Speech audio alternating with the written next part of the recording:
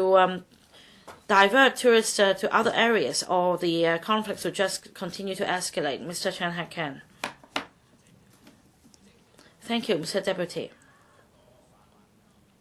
I sat here and listened to the speeches of pan-democrats just now, and I think that all of them had a demon in their mind, and that is that they dislike Chi-wai Leung, so anything done by the government will be to their dismay, and they would not acknowledge anything that has been done by the government. Like Mr. Albert Ho said this morning,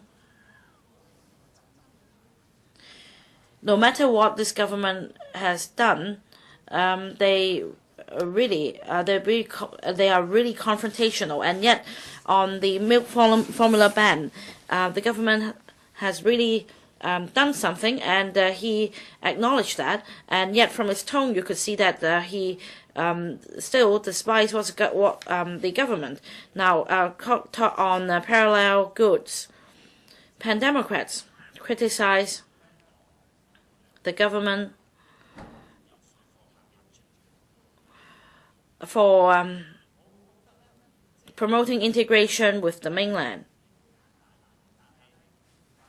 I don't think it is this simple, but members from the pan-democratic camp, from the opposition camp, generalized the problem and questioned the IVS and the one-way permit scheme. They seem to suggest that the problem could be resolved by scrapping these initiatives. I don't think the problem is this simple. On parallel traders, we really need to come up with proposals to tackle them. We should not just gain political mileage by commenting on these livelihood problems and inciting mainland Hong Kong conflicts. I understand that there are different special operations in Hong Kong and on the mainland, and that district councils are doing something. You may say that they should do more, but you cannot say that they haven't done anything.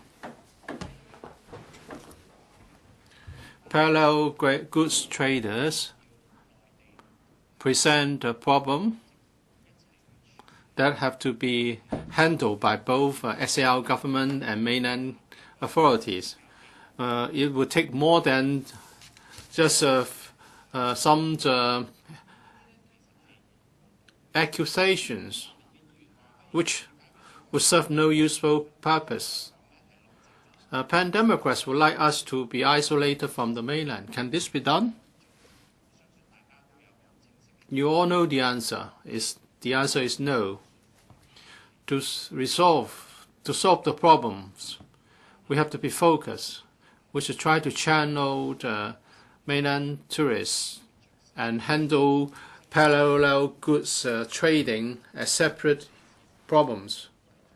There are many IVS tourists who would like to buy daily necessities in Hong Kong. Their number is big. When they go to NT districts, local residents may also be affected. That's why DAB has been stressing the importance of building shopping facilities near the boundary, so that these shoppers will not affect the daily life of Hong Kong people. Many members have been saying that it's all talk but no action in respect of youth policy. Well, when I started as an electoral member, my first motion was on youth. I wanted the government to do more to promote the growth of youth. Young people face questions in education, housing, and development. The administration is now going to set up a fund to help young people establishing startups. That's good. But well, the number of young people is increasing, so we need to do more. For example, in terms of housing, many young people have told me that they are frustrated at their housing problem. And there are no concrete measures in the policy address to enable the young people see the hope for the future and for home ownership. There was the idea of building youth hostels. It was said that 2,000 places would be available shortly, but so far we have only got 1,000. Many young people are disappointed by the progress. I've been told also by young people that if the administration can solve the housing problem they face, other social problems will be easier to handle. So I do not agree with some pan-Democrats that young people just hate the SAR government. I think most young people would like to see the SAR government to come up with more youth-friendly policies so that they can improve their living standards and seek progress. Young people would like the SAR government to listen to their aspirations, understand their difficulties. And the SAR government must let young people know that you are helping them and you are devising youth-friendly policies for them. Let me turn to constitutional reform. Many pan-Democrats are criticizing the administration's package as a fake package of universal suffrage. That means the pan-Democrats have stayed in the stage before consultation. They haven't moved forward.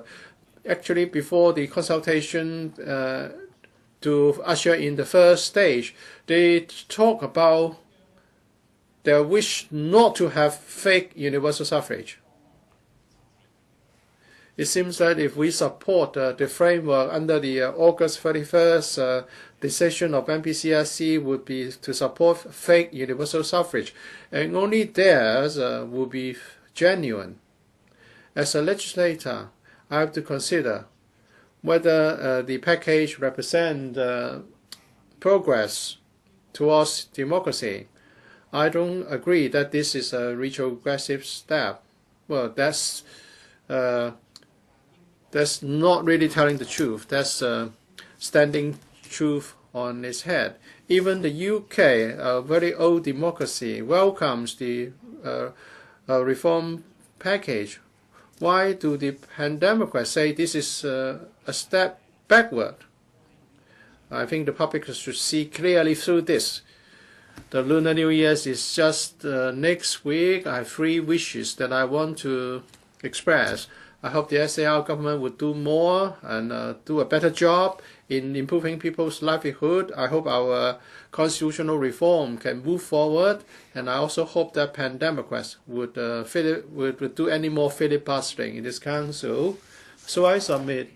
Mr. Wu Chi-wai, thank you, Mr. Deputy. In the policy address this year, the SAR government hasn't said anything on improving relationship between the executive and the legislature. The emphasis is on the need to pass the constitutional reform package, albeit as an interim compromise.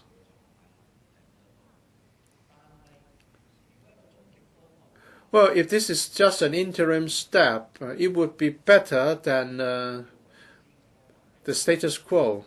But if this is the final package,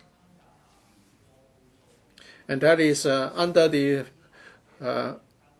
August 31st framework, and that candidates will have to be nominated by 50% of the EC before Hong Kong people can vote through a one-person, one-vote system. That is not an improvement. Actually, back in 1944, the Communist Party talked about the full electoral rights, the right to vote, the right to stand as candidates should all be covered.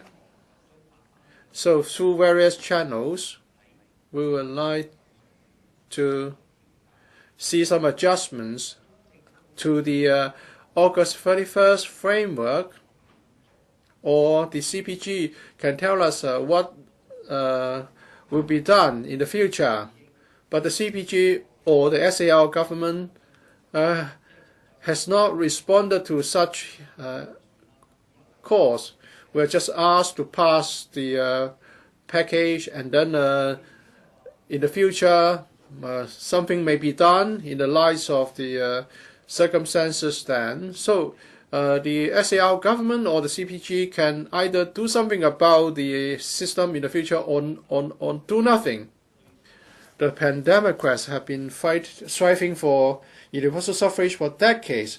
Well, we don't want to fix universal suffrage system. Some people claim that there's nothing fake, there's nothing genuine. But you have to recall that during the June 22nd community referendum, that process allowed different political ideas to compete for acceptance.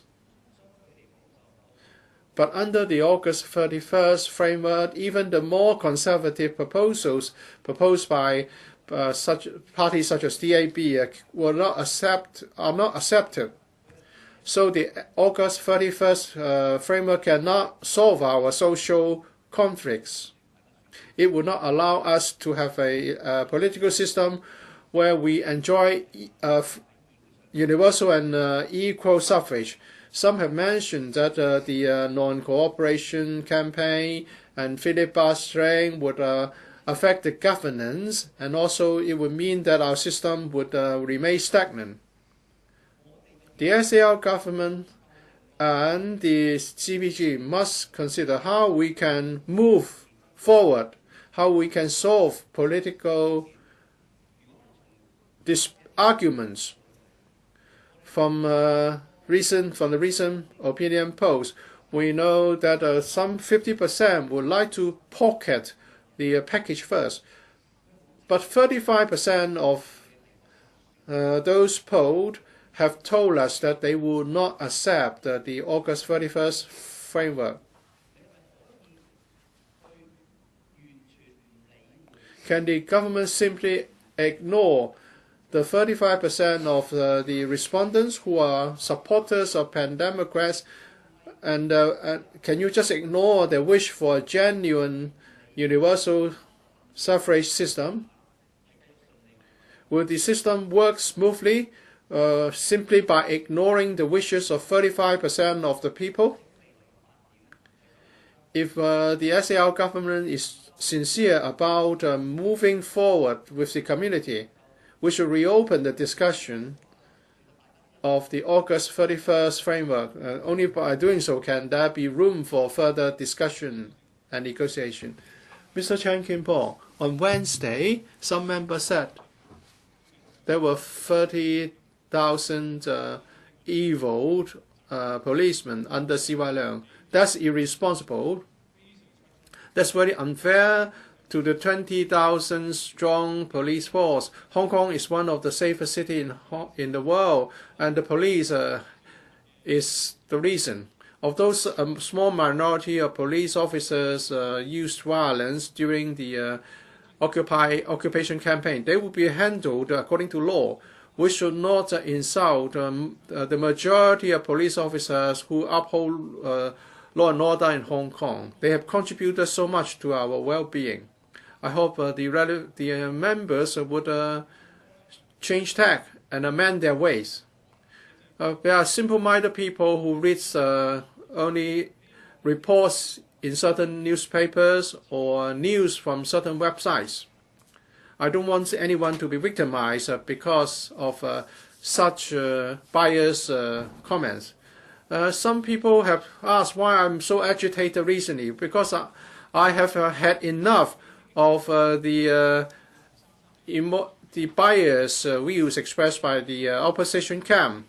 I've witnessed the big damage caused by the filibustering, and they are still not supporting the amendment to the rules of procedure. They keep criticizing the SAR government, but when it comes to expediting the housing construction program or the establishment of the IT bureau. They just sit by and let the damage be done. Some members have said that there are people in Hong Kong who would like to emigrate, and it's because they don't want Hong Kong to be hurt by the opposition camp. But many people in the opposition camp have foreign passports. They don't have to worry about Hong Kong. The opposition camp are hypocritical. In the past year, with in our discussion forums on the internet, and the occupation campaign lasted for 80 days, and members attacked the government on a daily basis. And someone went to the mainland to see mainland officials for 2 days, and they still said that the the Chi-wai Leung administration did not fulfill its duty in telling the CPG the wishes of Hong Kong. Is that really true? Is that really what you believe? If you really believe in this, you must have some mental problems. The opposition camp understand the problems, but they haven't been able to handle the problems. And that is how can we assure the CPG that in Hong Kong we are fit for one person, one vote now. It's just like a son telling his father that I can manage the company, but the father thinks that this is a spoiled child and he has inflicted injury on himself. How can I trust you? Better give half of the company if you can do it well. Give the whole company to you. But if son doesn't address the confidence issue of his father, he just harm himself, even jump to his death. How can there be a good outcome? I hope the opposition understands this. The central government doesn't have confidence in Hong Kong. You have to do something to win the central's confidence. Otherwise, there will be no good outcome. Just now, Mr. James Tien raised his point. He is a smart businessman. He proposes to pocket it first, and he spelled out the merits of pocketing it first. I hope the opposition understand that. I really recall the miss the rational Democrats. Now, in the past, they were reasonable. Now, they just stick their heels, and the citizens just suffer. I hope the rational opposition will come back to Hong Kong. They will come back to this council and do what they do and salvage your votes, which is about to become none. Mr. Tony Che. Mr. President, whether the political reform of Hong Kong can move forward is a critical issue. Political reform must adhere to two principles. Number one, it is to be done within the framework of the basic law. It has to be done within the decisions, or the relative decisions of the NPCSC, including the decision of 1st August. Some are concerned that whether the present election package will be final. According to Annex 1, Section 7 of the Basic Law, it says that after 2007, if there is any amendment to the selection of a CE, the package has to get the approval or endorsement of 2/3 majority of Legislative Council and report to the NPCSC for approval. There is no restriction on the number of amendments, nor any time limit. So it is not a final.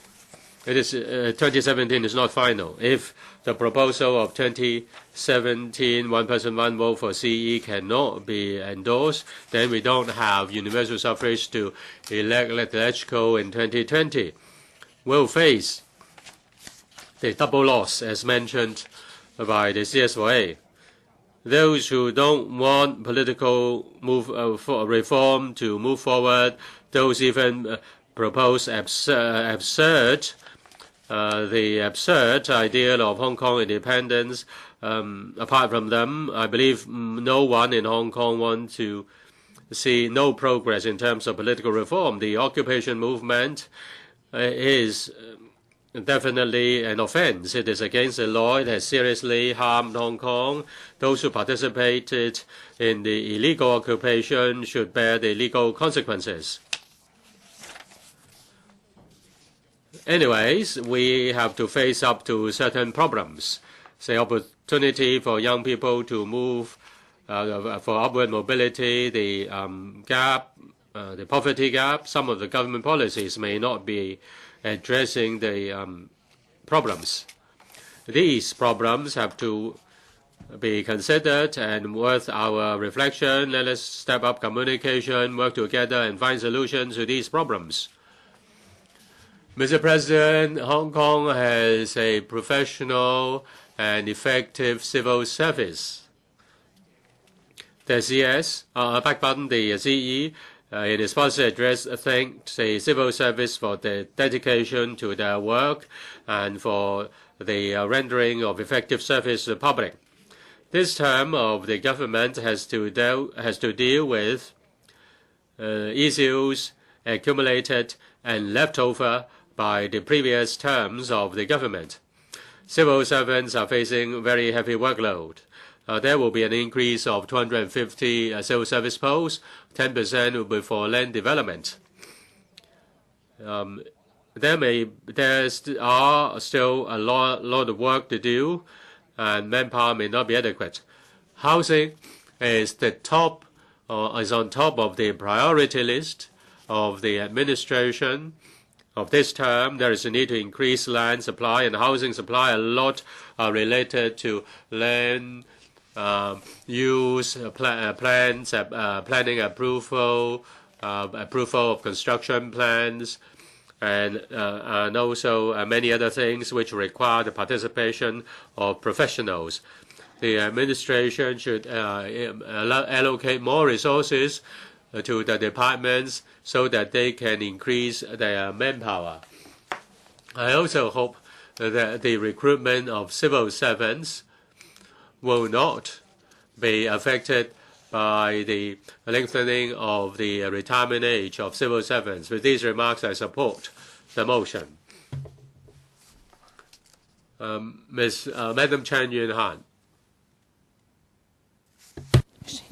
Thank you, Mr. President. Well, I have this image in my mind always.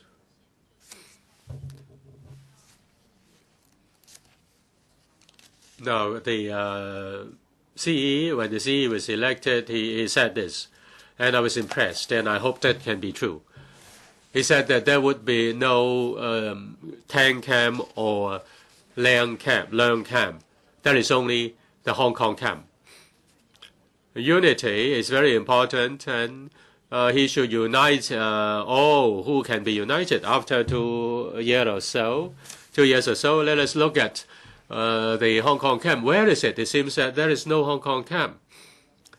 Outside the government headquarters, there are people camping. Hong Kong is torn apart. Look at this council. Look at the relationship between the executive and the legislature.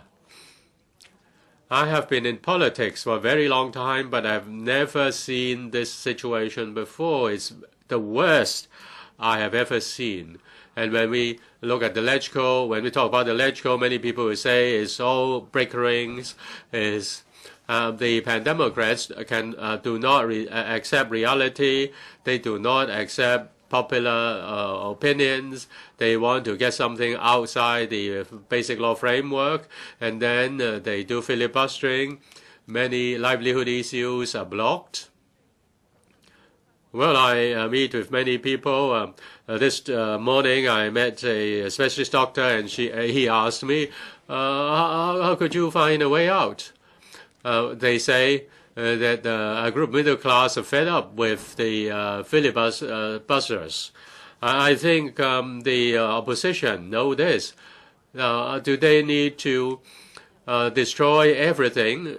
It's not to destroy. It cannot destroy the government, but destroy a lot of things. Now, I participated in a church activity this evening, in the last weekend, and they told me that NGOs are waiting for money for a pay increase. 關注議會而家狀況，點解去到咁樣呢？ People are concerned why is the situation is so bad. People's livelihood are affected. Those who do filibustering, you can do that, but you shouldn't do it this way because Hong Kong has been seriously affected. But we cannot mend the fence just by the act of one party. If you go to the extreme, you also go to the extreme. If one goes to extreme, the other goes to extreme. Mao Zedong said that we should unite all those who can unite with us. How can we unite the people of Hong Kong? Again, many who want to stay in Hong Kong are asking this. We need to think hard on this.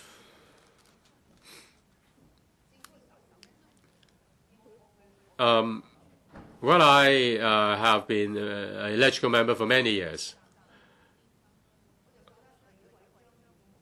Mr. Matthew Chung, I watched a TV program.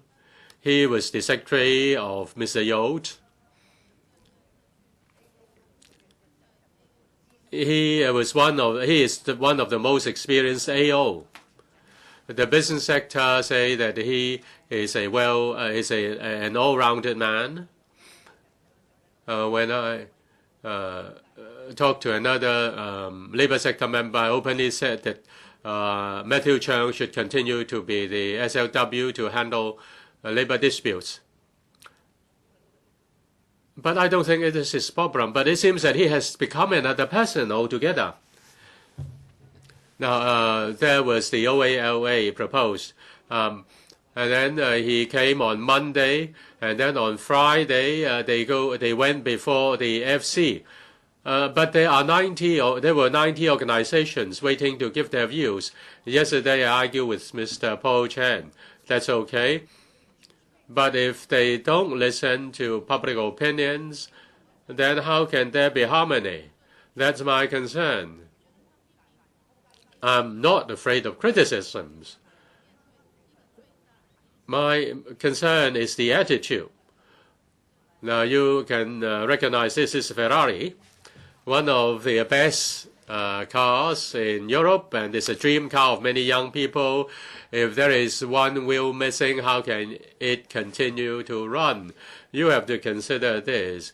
However beautiful Hong Kong is, if we block Hong Kong's development, how can we continue? That's not what we want to see. The doctors don't want to see that they are forced to leave Hong Kong. Thank you. Mrs. Regina Ip. Mr. President, the Secretary of Education is not here. The NSS has been in place for 5 years. The Education Bureau is conducting a midterm review. I want to point out the problems of the NSS. Yesterday, I mentioned Chinese language. Since the abolition of designated texts, the standard of Chinese has declined. The problem is so serious that the Education Bureau has rectified the situation and introduced 12 model texts, and it will be within the exam syllabus. Same for mathematics. Under NSS, the standard of mathematics has declined. Calculus is not compulsory. If you want to study calculus, you have to choose M1 or M2, which are more difficult.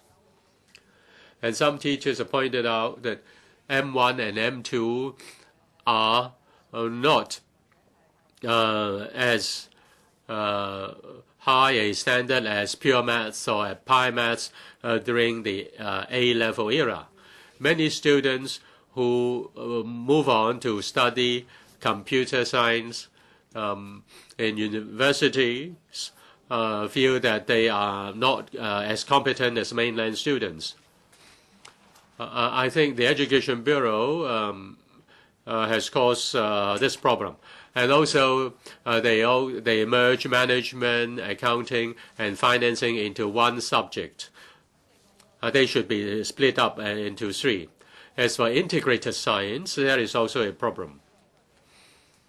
It's a merger of 3 subjects, or 1 + 2, or 2+1. If you join, if you are to study medicine, you do not have adequate background knowledge, and you can't even go to study medicine overseas.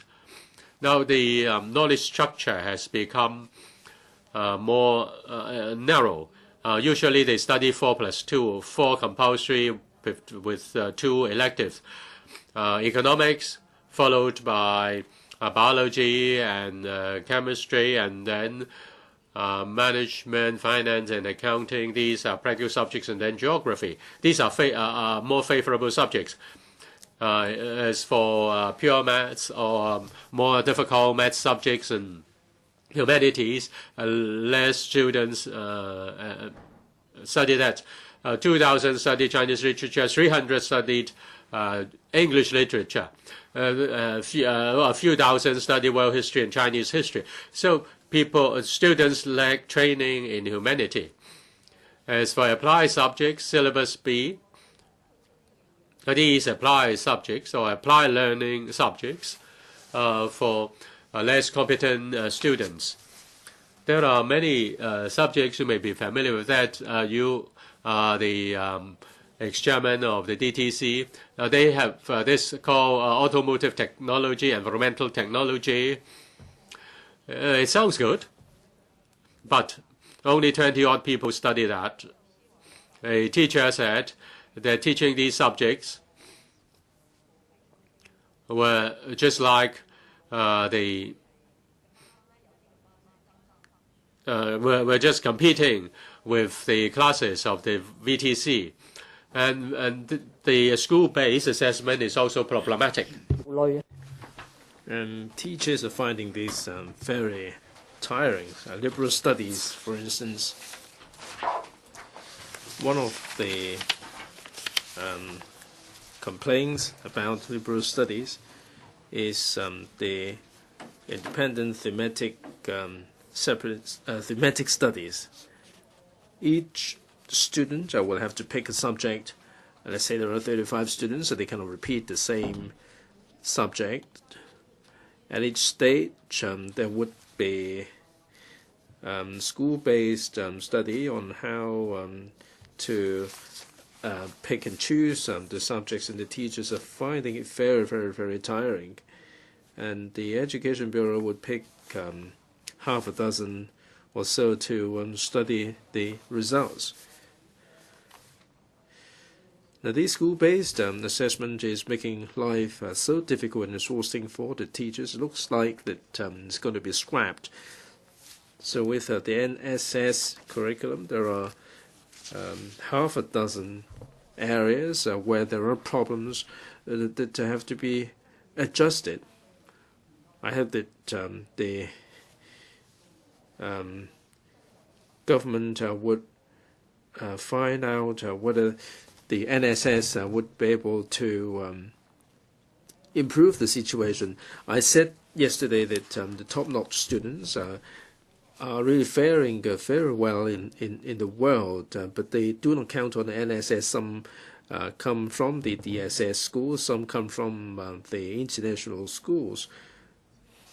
For Chinese, last year, only 40% of the students managed to score the minimum level 3, and for university entrance 3322, 40% of the students managed to get to level 3, and only 40% of the students can gain entrance to universities.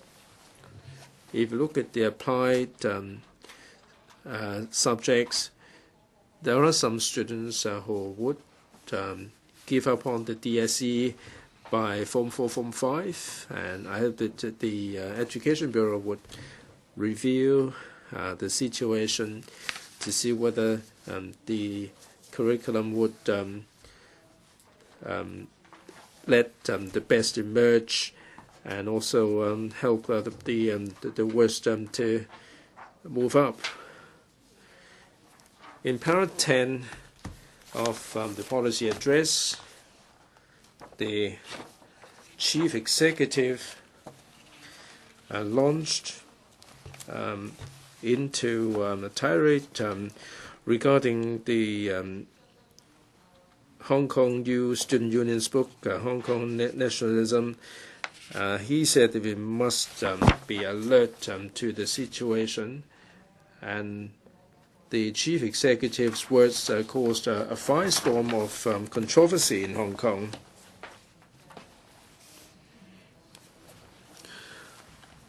I read this book, Hong Kong Nationalism, because of the chief executive's remarks, and I find myself really worried and distressed after reading it.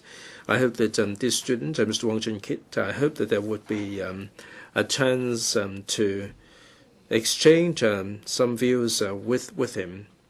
And I think the students have been misled into believing that Hong Kong can become a civic nation, and Hong Kong people can have their own identity,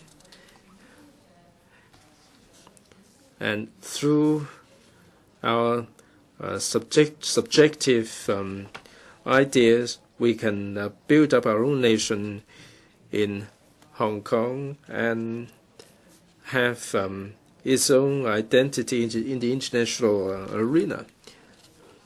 And I am pretty concerned, and I'm also pretty worried. These young people, maybe they don't have a large circle in their life. They've never been outside of Hong Kong. They thought that we would be able to build our own nation in Hong Kong. I must point out that in the UN, or the League of Nations, in 1919, there were discussions on self-determinism and all the principles.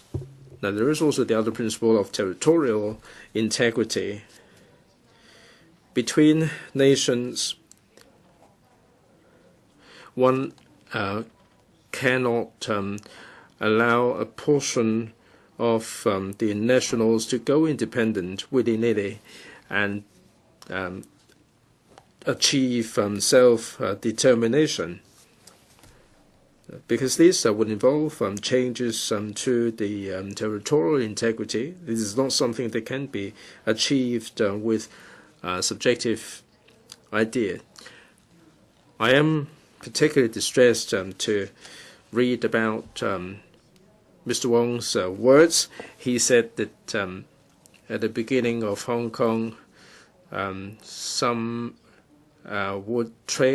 would smuggle heroin into the mainland of China. After the war, people supported the British Army, and the Chinese people became elites in Hong Kong with the support of the British government. I think that glorified or glamorized the heroin trading by the British that were detrimental to the Chinese people. They didn't make a distinction between friends and foes. The chief executive is reminding us that we shouldn't harbor this kind of illusion in Hong Kong. Finally, I'd like to say something about the constitutional reform. I heard what my fellow councillors have to say regarding their reluctance to accept the model under the August 31st framework. They said that this is not genuine universal suffrage. I've talked with some pan-democrats. Basically, they are in opposition on two grounds.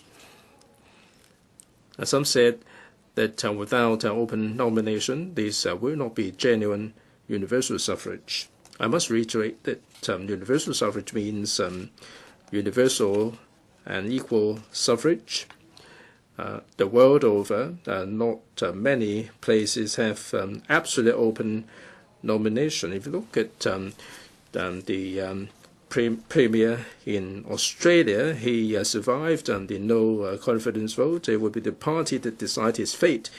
Japan and the UK, it would be the party that nominates the candidate. 2016, the US is going to have an election. It is the two major parties that take the decision. The names then emerge basically between Clinton and Bush. Now, people can have equal and universal suffrage, but the nomination is normally the decisions by reality and political entities. In very few places do they have a nomination by the members of the public. So the model in the August 31st decision is in keeping with the International Convention. I've also talked with some of the PAN-DAM members, and they said that if the pan-democratic members cannot be part of the election, then it would not be genuine universal suffrage. I beg to differ. There are certain parties who think that they hold the standard of universal suffrage. Why is it that in any system we have to guarantee that certain people will get nominated? Why do we have to put in place a system whereby a particular party will be guaranteed the nomination? The nominating committee has not been set up, yet I don't think they should come or jump to the conclusion that they will not be nominated and they are securing a guarantee that they will be nominated. In May or in June, indeed, the Secretary is saying that there will be a resolution to be voted on. What is the consequence if this is passed or if this is not passed? Now, if this is passed, then it would be conducive to Hong Kong's governance.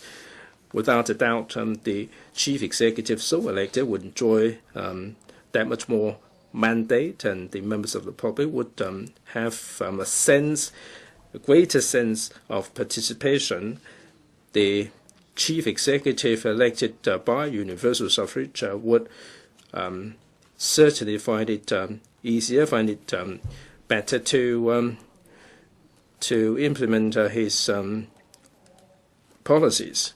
If this doesn't get passed, China is an old nation, an old civilization. Other than Taiwan, for thousands of years, China never experienced any universal suffrage. A democratic system based on universal suffrage, if you cast a sight around the world, we don't hear a lot of success stories in Africa, Latin America, or indeed Asia. A system that is predicated on universal suffrage would be very fragile. It may not be able to secure benefits for the members of the public and improve livelihood and so on. Universal suffrage is settled with a lot of uncertainties. This notwithstanding, the central authorities still allow Hong Kong universal suffrage in 2017. The central authorities are, in fact, taking considerable risks because they are not sure what uncertainties, what unpredictable outcome there will be in Hong Kong. And they are presenting a big gift to Hong Kong, other than Taiwan. This is not something that has never been tried in the mainland of China. I think with a universal suffrage for the chief executive, the success or otherwise should not be measured in terms of benefits and human rights, because we do enjoy a high degree of human rights in Hong Kong. If we make a success of this universal suffrage, then the society will be stable, the economy can grow. There are many thorny issues like universal retirement protection, healthcare, land, livelihood issues, and all of these can see improvement, and I'm sure that the central authorities would be prepared to move on with times and review the constitutional setup in Hong Kong with all of us. But if we give up on this fair opportunity to elect the chief executive by universal suffrage, then the government is hinting that we may not see anything in the near future or even in 2014. I mean, if we don't get this in 2014, we may not be able to get anything forever. If we take a step forward, some said that in 2047 there may be changes that will be installed. I don't think the constitutional system will be rolled back in 2047. But if you do not even take this very first step forward, there is no telling whether in 2027 or 2047 whether we're going to have universal suffrage. So I ardently hope, I really do urge the pan-democrats, although they are bundled together, to rethink this whole issue. If they give up on this opportunity, what price is Hong Kong going to pay, and what price are they going to pay at the ballot box? I heard from Mr. Tam, Secretary Tam, that by May the proposal will be presented to us, to this floor, for voting.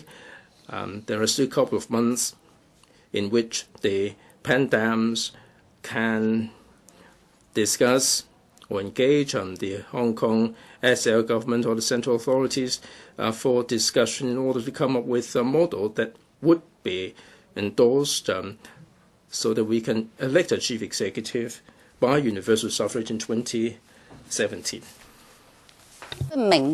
Ms. Claudia Mo, there is a famous saying, please convince me with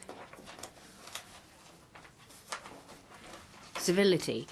And I expect that from the CS, Mrs. Lam, because she can convince us with reason, with civility. However, in the constitutional reform last year, he said, with a smile on his face, that it's for the central authority to have the final say, and that's the end of the matter. That's the effect of her words. So it's practically the case that you will have to look up to the central authorities and see what they say. So you will just follow the words of central authorities. At first I thought that, CS, you were trapped between a rock and a hard place, the devil in the deep blue sea. But now what I see is that the situation is getting worse. You are a senior official. You have the heart and the sincerity to work for the benefit of Hong Kong, and you should listen to Hong Kong people. However, you said what you said, and then you started the campaign, the publicity to try to brainwash Hong Kong people. You talk about seizing the opportunity, and I'm very disappointed. In a civil society, you have to convince me with a civility. There is a pillar in society which is called the freedom of the press. And if you look at Hong Kong's freedom of the press in the world, we are dropping in our ranking. And in fact, we plummeted. Well, it was 58 and last year was 61, and the most recent ranking is a slide all the way down to 70. Because without freedom of information, without a society with self-censorship, with a culture of toadying up to those in power, and when the media wants to suck up to conglomerates to make profit, how can we call ourselves a metropolitan city?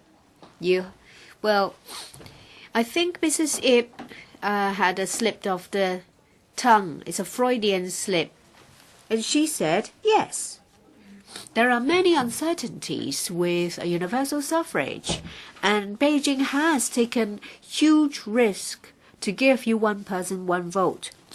What she did not say was the screening and the condition of being patriotic and love Hong Kong popping up all of a sudden. And she said that we were up in arms before the nominating committee was formed. But you can imagine, because we remember how the 1,200 people election committee was formed. It's like she's living in a zoo and she just wants to be fed and a roof over her head, and she will be very happy. Use UK, Japan, US as examples. Why don't you add North Korea on the list? Because they have one person, one vote to select the head of state. It's good. One person, one vote, just like North Korea.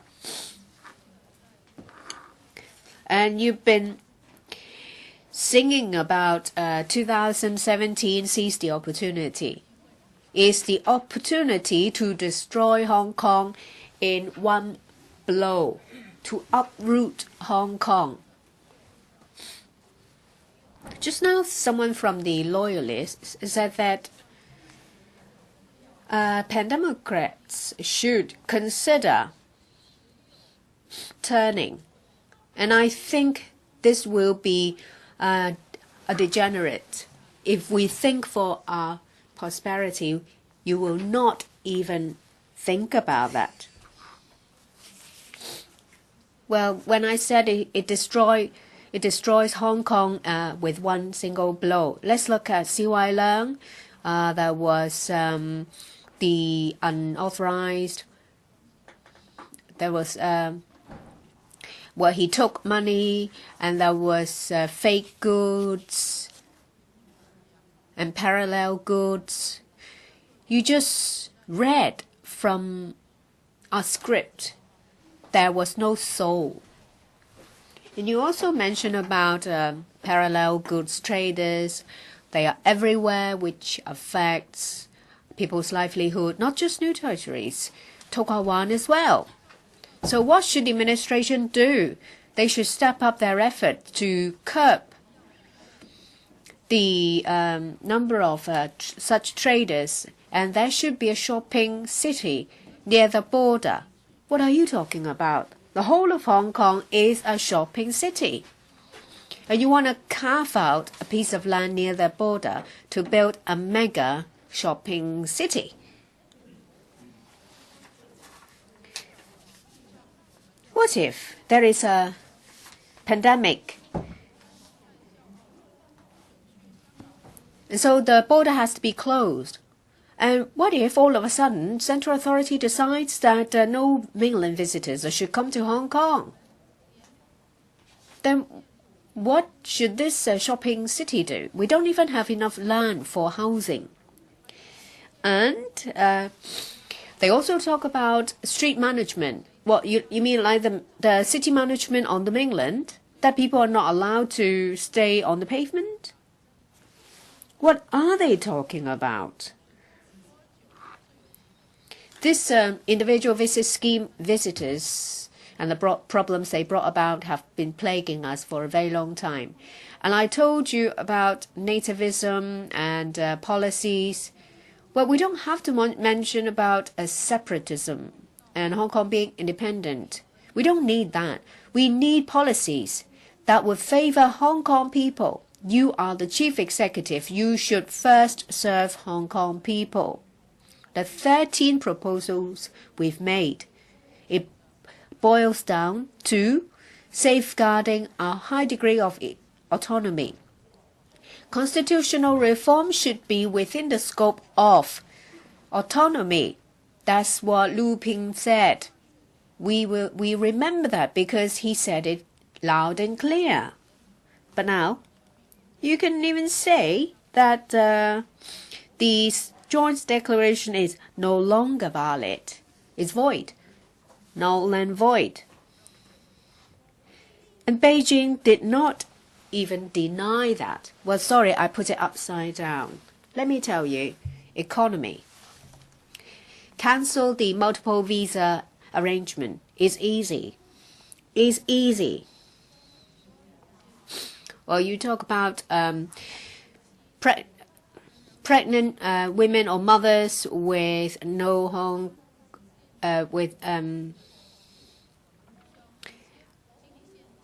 with children here.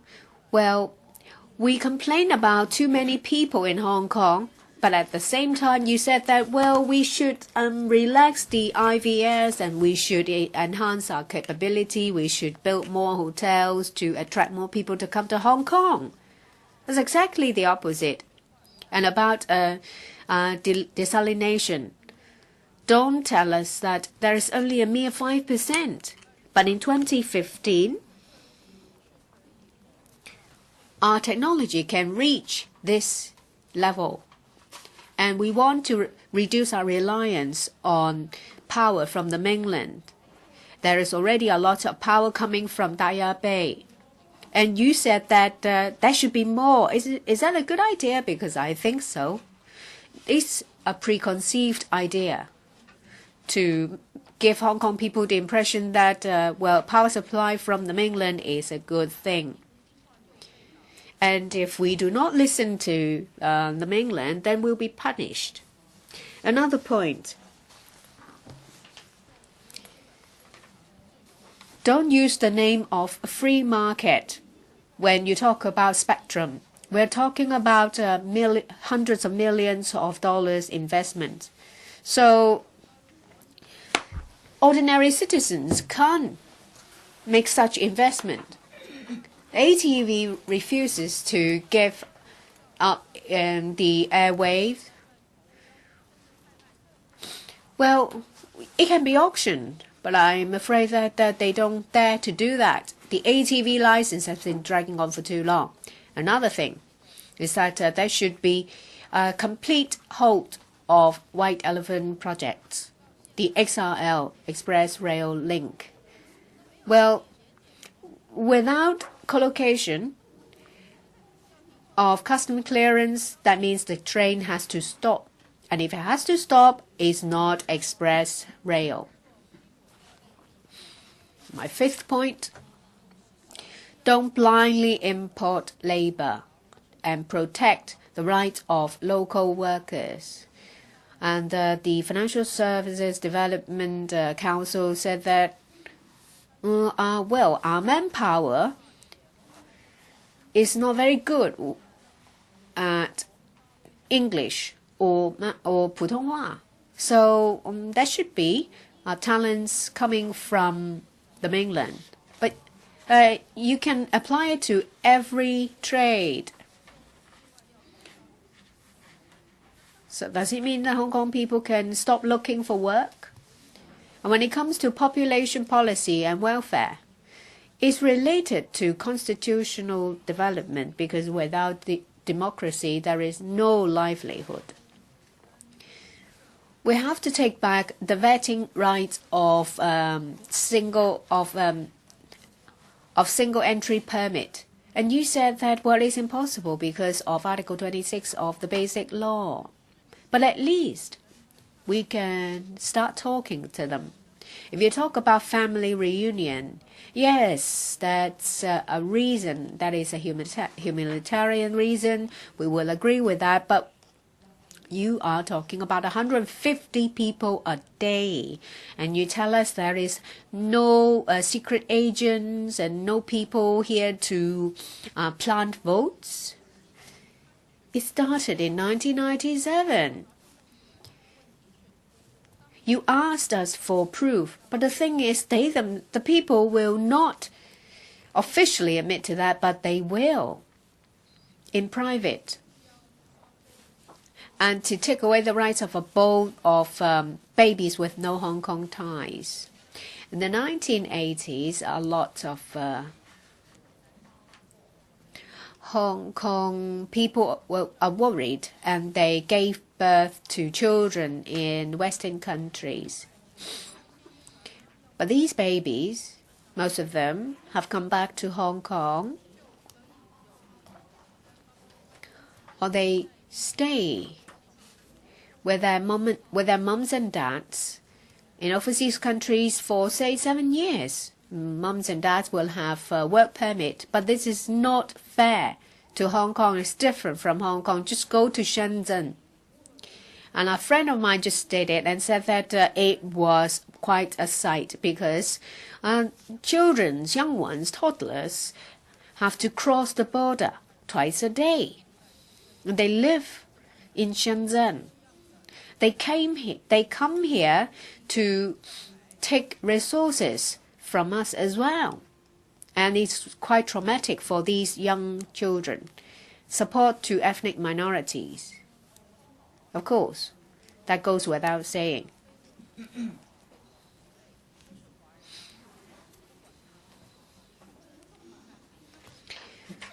Well, ethnic minorities can't read Chinese. They can't even find a job as security guards. And you have to review the residence requirement or for CSSA. When it comes to education, a lot of people have talked about it. Please give up the national brainwashing education. We are born and bred in Hong Kong. Even if we're not born and bred here, we see this as our home. And 100 years down the line, we will have all gone. So we are doing it for our future generation. Thank you. Mr. Raymond Wong.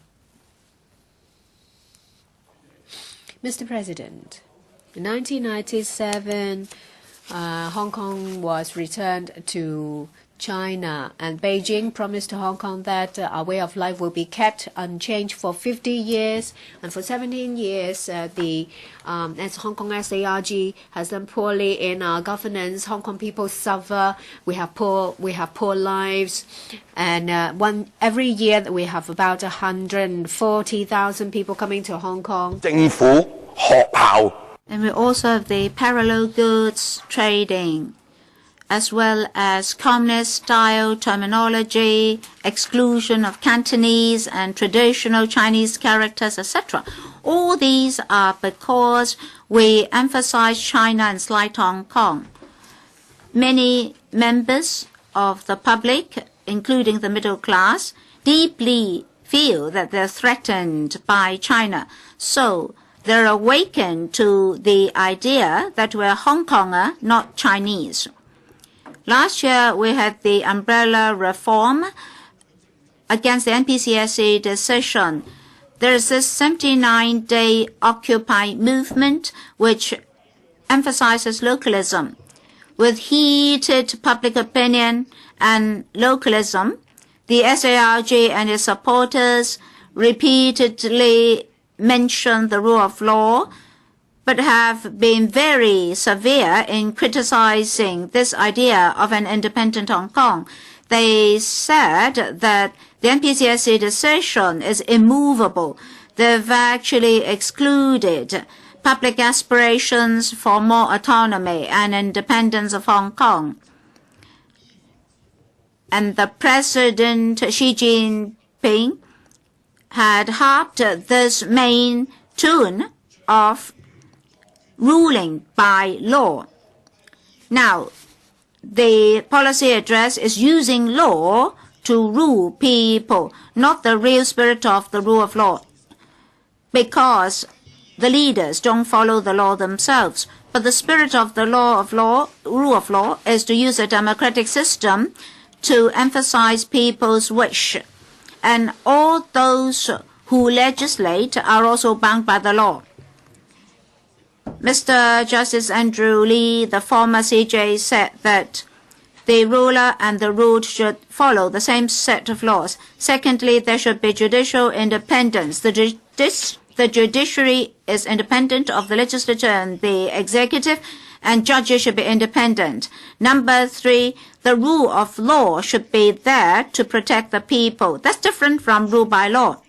Now, legislative members are not fully returned by direct elections.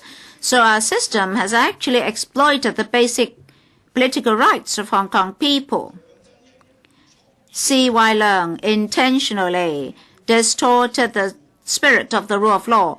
He asked Hong Kong people to follow the hegemony on the mainland, to accept the unfair system, just focus on economy and give up independent character.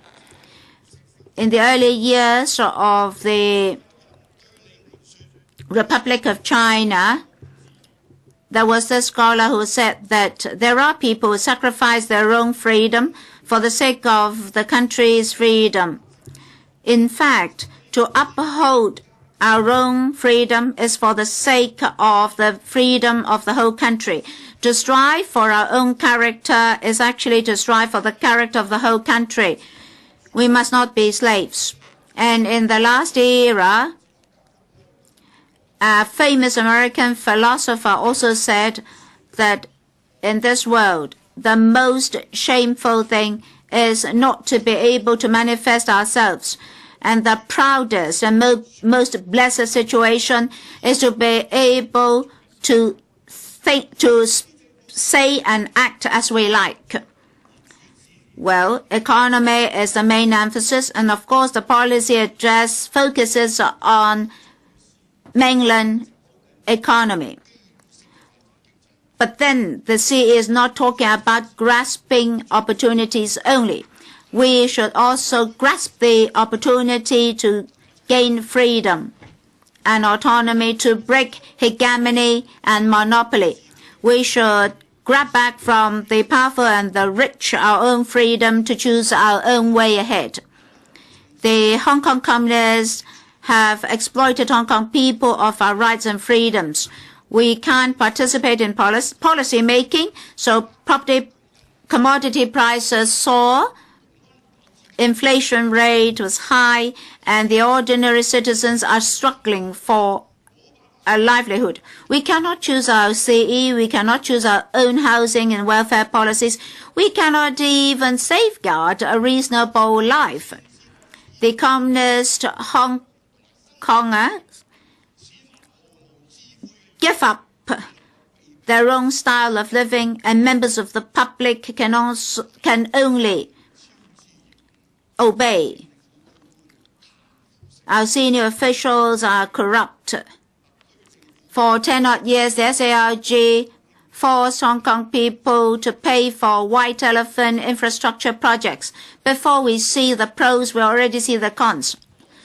On the 15th of April last year, the XRL Hong Kong section suffered a slippage when that was exposed.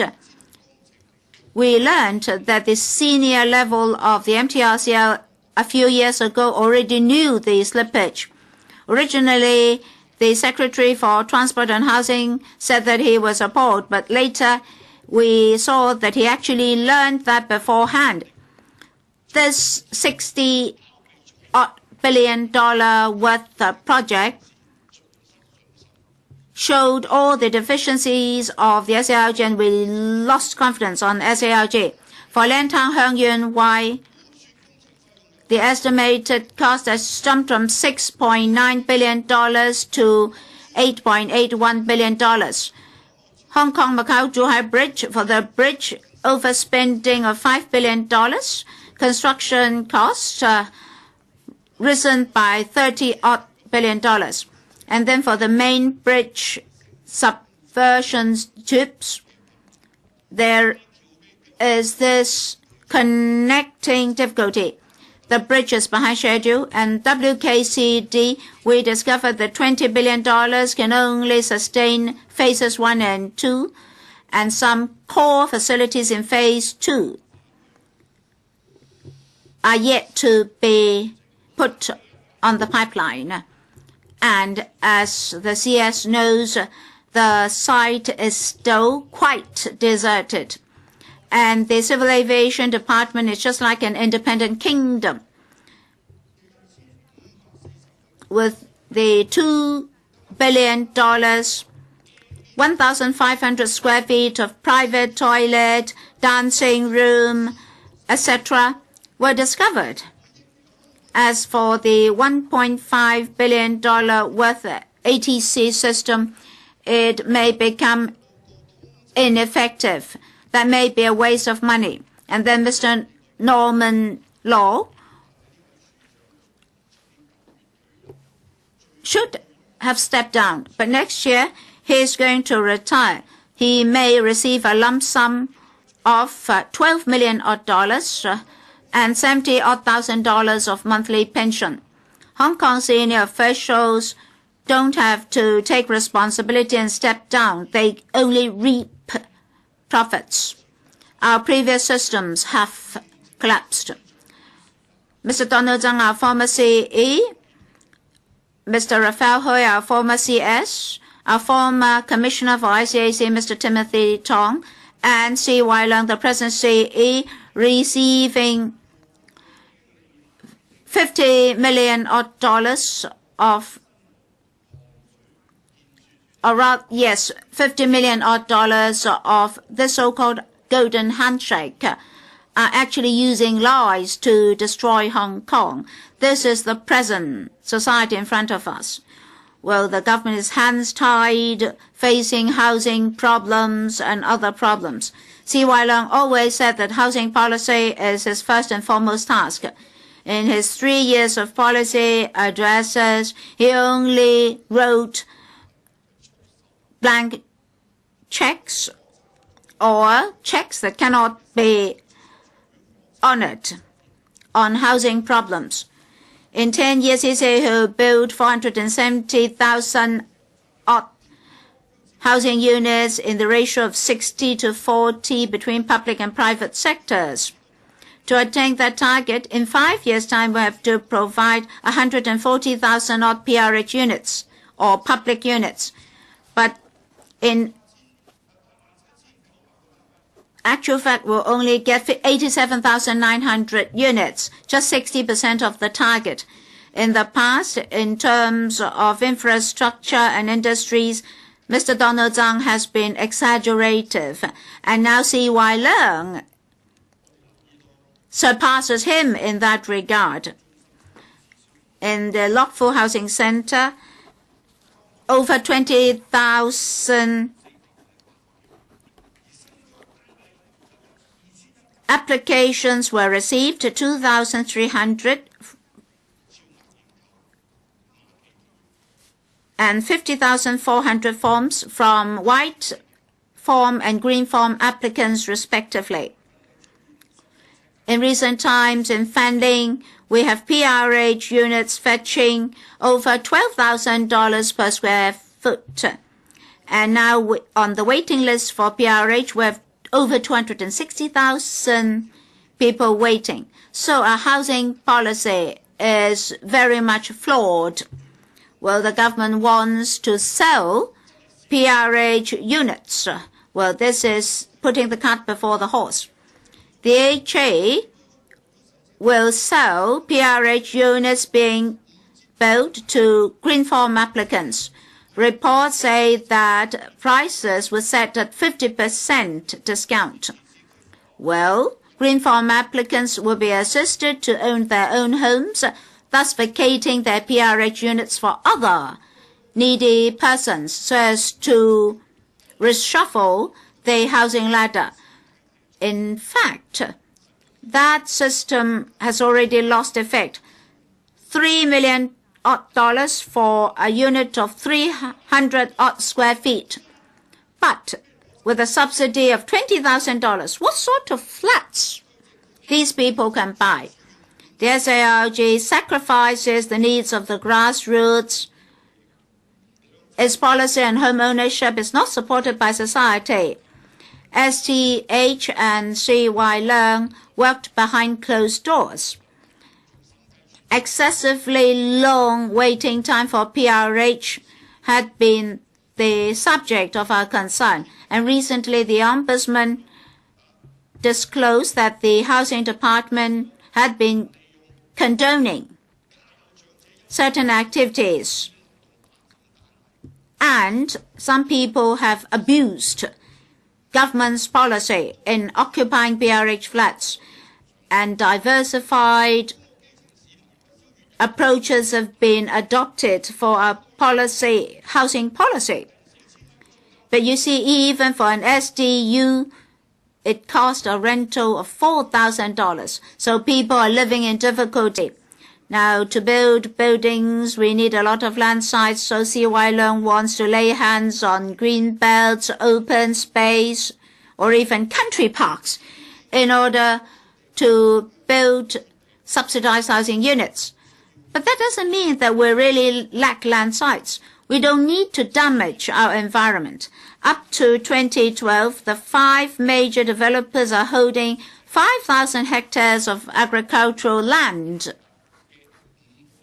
5 times what the SALG needs. If you pass Yuen-han and Campton, you discover land sites suitable for redevelopment and construction of residential buildings. Well, the government has been using land resumption, premium compensation, etc.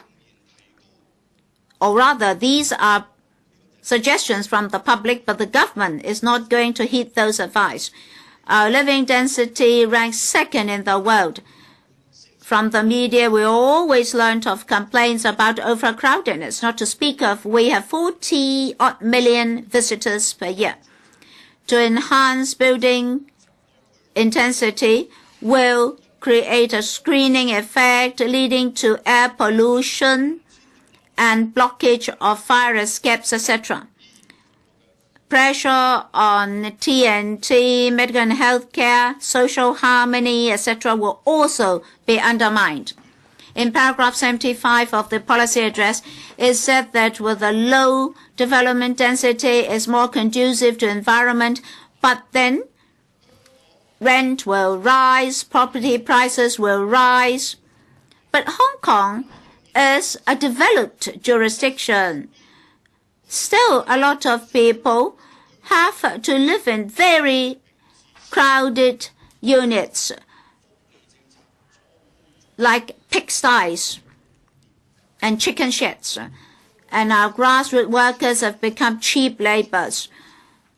Our workers are lowly paid but have to work long hours while commodity prices are high. They're living in plight. 1 of 3 elderly people is a poor person. Well, Chi-wai Leung has been blowing his own trumpet on his housing policy, including the setting of the poverty line, the low-income working family allowance, old age living allowance. All these cannot really tackle the problems at source. Now, the poverty line has neglected the fact that commodity prices continue to go up. According to the CNSD quarterly report on household survey, 12.7% of those in employment earn less than $5,000 a month. Excluding foreign domestic helper, the median income is $13,000. For household income, the median is $22,000. So the poverty line can in no way reflect the true situation. For a 2-person single-parent household or a 4-person household with 2 working parents, they're already above the poverty line. But deducting accommodation and traveling expenses, they still find it hard to make ends meet. And $3 billion is spent every year on the review of the poverty line. Only 1% of the total expenditure of CSSA, or 1% of the $330 billion government expenditure in 2014-15, and yet the government publicized the initiative as one of the regularized initiatives. And after approving funding by LegCo, the LIVA wouldn't be dispersed until 15 or 18 months later. So Mr. Matthew Cheung explained to us why, after giving funding approval, we still need to wait for 15 to 18 months for you to help such low-income families.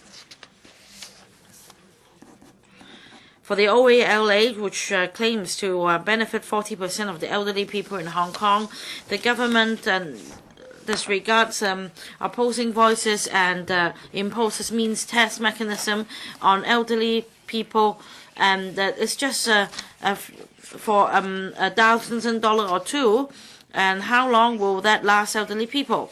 Last August, Professor Nelson Chow submitted a report to the government on the future development of retirement protection in Hong Kong, and he suggests that mutual contribution be made by both employers and employees at the level of 1.25%, and the government can inject the capital into a fund.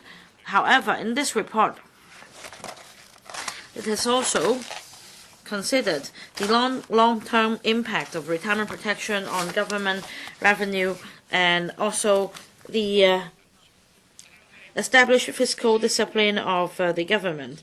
But all these have been taken into account. However, Chi-wai Leung on Professor Chow's report, he just shelved his report and reserved $50 billion to save for rainy days. And he hasn't really explained the use of the $50 billion. He hasn't responded to Professor Chow's report. So at one of the COP meetings, I urged Professor Nelson Chow not to work for Chi-wai Leung in such a muddy situation. Financial Secretary John Tsang, in the conclusion in his budget in 2013, said that we should learn from the experience of welfare countries in Western welfare countries, and we need to be pragmatic, and we should not resort to populism. And this year, the Chi-wai Leung's policy address seeks to encourage young people to be self-reliant. From Donald Tsang to Chi-wai Leung, the Hong Kong SAR government likes to demonize welfarism and keep resorting to scaremongering so as to please capitalists. Public healthcare system is on the brink of a breakdown, and health protection plan is nowhere to be seen. There are all the system is full of loopholes. The government says that by putting forward the voluntary health insurance scheme, patients can be diverted from public to the private sector. In the recent decade, the government has been advocating the development of the private healthcare sector so that it can shun this responsibility. But the problem is there is severe manpower shortage, and there is a long waiting queue for specialist outpatient clinics, and these problems exist in Hong Kong, but you don't resolve the problems. And in winter this year, unfortunately, we have the avian flu H3N2 virus outbreak with over 200 people deceased. And there is a chance that what happened in 2003, the SARS outbreak, could be repeated. And yet the government just said that every year there will be several hundred patients dying.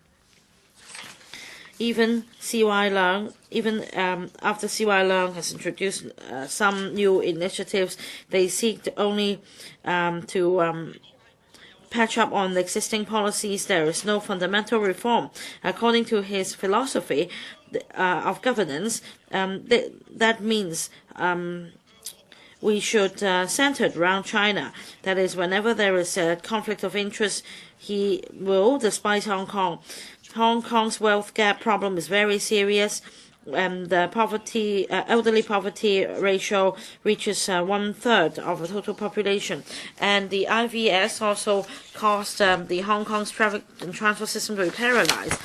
And the social order is disrupted, and we see goldsmiths and dispensaries in every street, and parallel trading activities are rampant. So Hong Kong is no longer a livable city.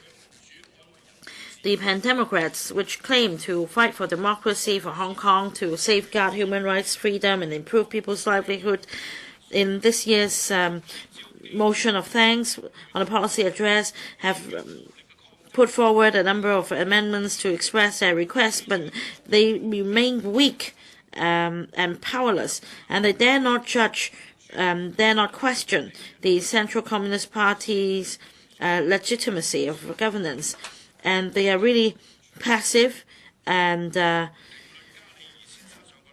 they're really giving up. And Mr. Li, the commentator last week in the radio program, said the following, quote, "The most important thing of being human is to be yourself. If you don't strive for the thing you want, it means you are being subservient. It means you're no longer an individual. You are no longer somebody with freedom of thinking." End of quote. The young people in Hong Kong are unwilling to become slaves of the Hong Kong and China's Communist Party. They can't wait for the government to gradually improve its governance. They like to liberate the communities and protect our way of life as Hong Kong people. They'd like to be able to determine their own fate. Mr. Leung Kai-chiu also made some remarks about independence. He said the following: "I'm not worried that China could not become an independent state. I am worried that our individuals could not be independent in China. So we should be able to exercise independent thinking and be able to speak frankly and freely before we talk about independence." And young people under the oppression of the CPG are becoming braver and braver, and they are not afraid of being accused of advocating independence in Hong Kong. Perhaps they would respond like this: if this is so-called advocating independence in Hong Kong, we won't be afraid to admit it. In the policy address, Chi-wai Leung criticized the Hong Kong USU publication undergrad for advocating Hong Kong's independence. The leftist newspapers echoed and criticized the so-called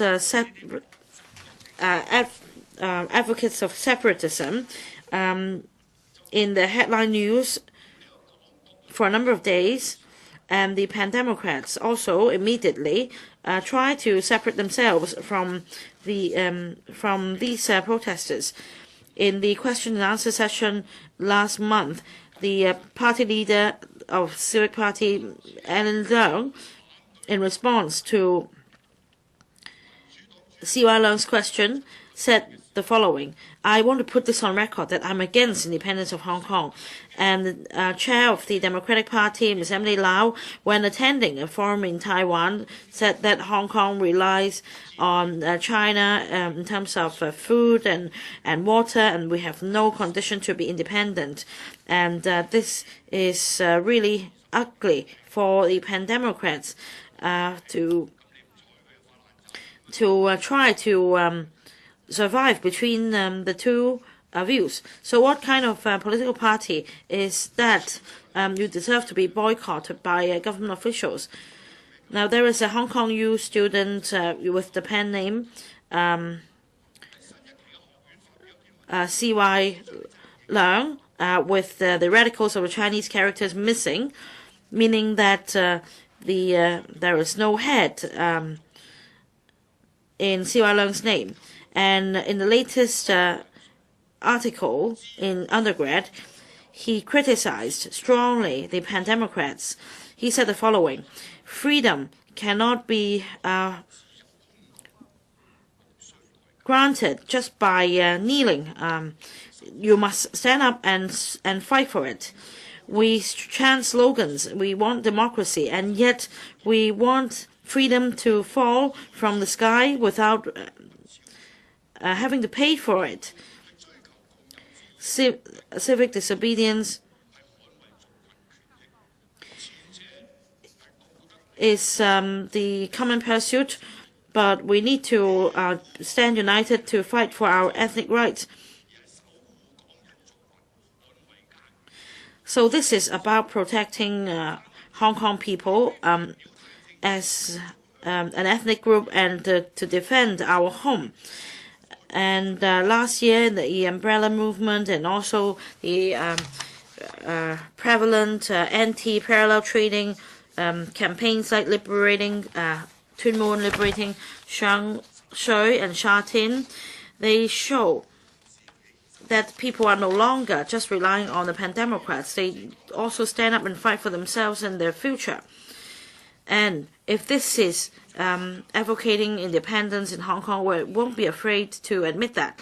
And the Deputy Chief Editor Cheng Ah-ming of Undergrad pointed out very clearly that it is wrong to say that we are meddling with the idea of, or we're toying with the idea of advocating Hong Kong's independence. We're only talking about this topic. I want to ask Secretary, well, if I were there, and if Chi-wai Leung asked me that question just like he did to Alan Leung, so Chief Secretary, I would tell you this. Would Taiwan be regarded as an independent state? Of course, you would say no.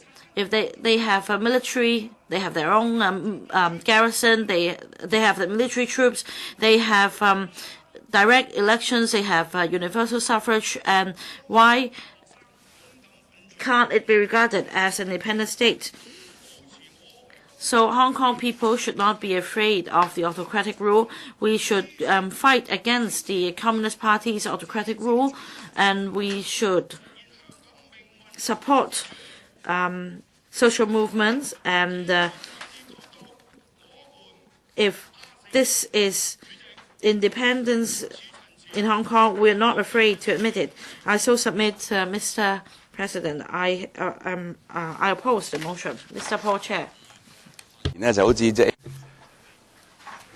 Well, Mr. Wong Yuk-man's speech is just like firing an AK-47, so we need to calm down and reduce the volume a bit here. The constitutional reform exercise carries two special features.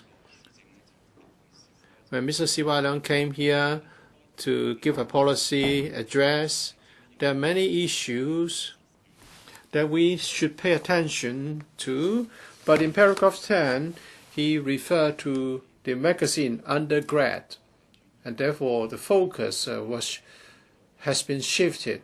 And in our debate, we have also been attracted to another event in the academic circle. It seems that we are more concerned about issues of confrontation, conflicts, or struggle. If we get carried away by emotion, when it comes to the relationship between the legislature and the executive, or between different groups in the community, I believe this is rather common nowadays. I've mentioned the reference to Undergrad, the magazine Undergrad. I've recently watched a special dramatic production, House of Cards. The person was nominated as the Secretary of State. And he expressed some views many years ago on the conflict, on the occupation of Palestinian land by Israel. That was politically insensitive, and as a result, his nomination was withdrawn. So a speech made many years ago could have the effect of getting you disqualified for a particular post after so many years. But in this internet era, what you do and what you say will never be forgotten, and the records will always be there to come back to haunt you. This time, in view of the recent incident involving Professor Johannes Chan, the government has been criticized for interfering with academic freedom. Whether we're looking at the legal sector or the religious sector, we have and the academic sector, there are people who are wearing more than one hat. And they may have clear political stance. And sometimes they would go beyond their original capacity and adopt a high profile to express political views or to strive for certain political goals or be an active participant in a political campaign. But because these events are highly politicized, and the political opponents would try to counterattack, and then that person would withdraw to his original capacity, wearing the other hat, saying that the opponents are attacking the religious sector, the legal sector, or academic freedom. But for those who are in politics, we may look at the deeper issues. But to the ordinary people, they would just say that this is an attack of that person in his original capacity, instead of looking at the other hat that person is also wearing. With regard to the incident of Professor Chan, it's not very fair to a certain extent to the students of the law faculty. Well, back then, if my law professor, participated in political campaigns actively, then if I accepted his stance, I would have an easier life in getting good grades. Although I'm also one of those who say something not to the liking of other people.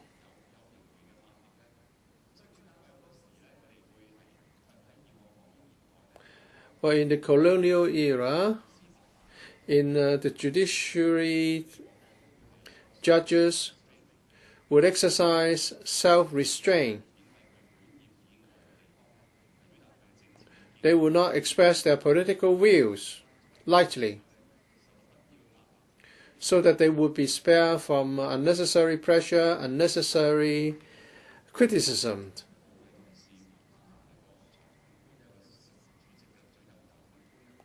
And a presiding magistrate, a chief magistrate, said something in a case involving the baby formula export ban, and she used a strong term. It's a national disgrace.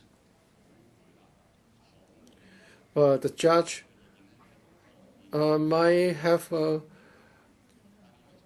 worked and for a long time and was tired. But if you apply my argument, it's not advisable. It's risky for a judge to express his or her political views in delivering a judgment. I just hope that this will not become a trend. In this council, whether I myself or other members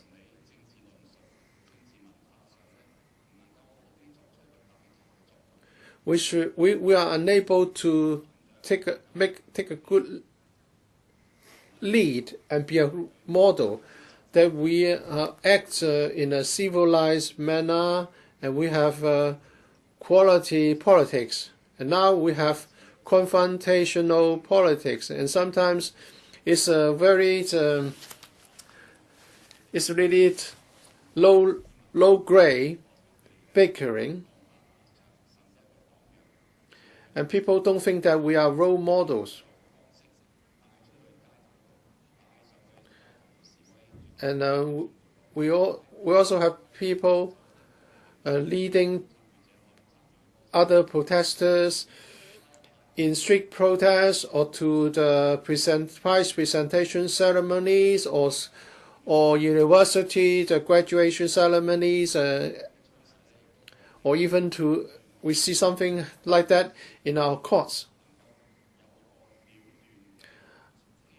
I hope this will come to an end. This vicious cycle can come to an end.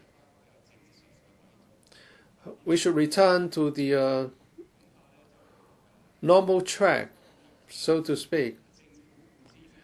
Well, both sides should bear some responsibility. The administration enjoys so much power and a lot of resources. The administration should not be confrontational. At the same time, I hope members here would comment on the facts, and we should refrain from using insulting words to attack individual officials.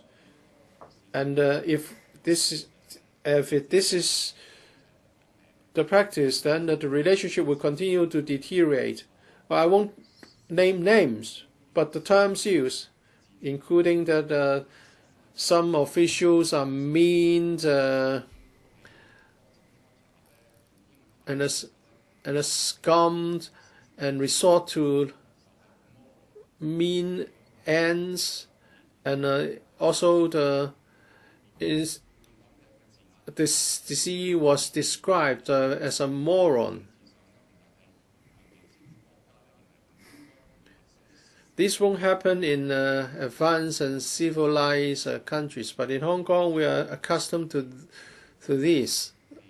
But language like this will lead to a downward spiral of our relationship. In SCMP, there was an article written by Mr. John Chen. I believe he's a lawyer, a member of the Democratic Party.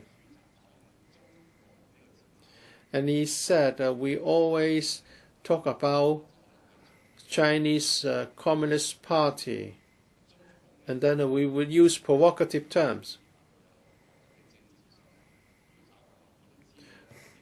People may not know this. Chinese Communist Party or Communist China is a term used in Taiwan to attack the mainland. Better terms should be used. If we just want to vent our emotion, that would lead to poor relationship between members. And there are attacks and accusations from both sides. Yes, we need criticism in a debate, but we don't need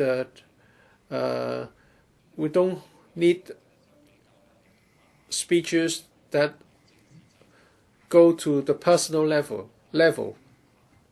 I just want to compare the court culture with the culture here. In a court, the lawyers, the barristers may be very sharp, witted, and sometimes your opponent, the opposing barrister, may be very incompetent. You still, put it very mildly,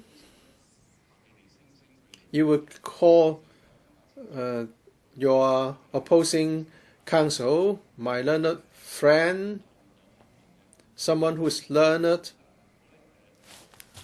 雖然唔好睇少呢啲咁嘅字眼，可能咧。Don't underestimate the use of such terms. You may think that this is just the custom of England. Behind such a convention, there are ethical values in the judiciary, like in this legislature, the debates on certain issues can be very heated. But if we don't use measured words and terms, the relationship will become so poor that everything is personal and not factual.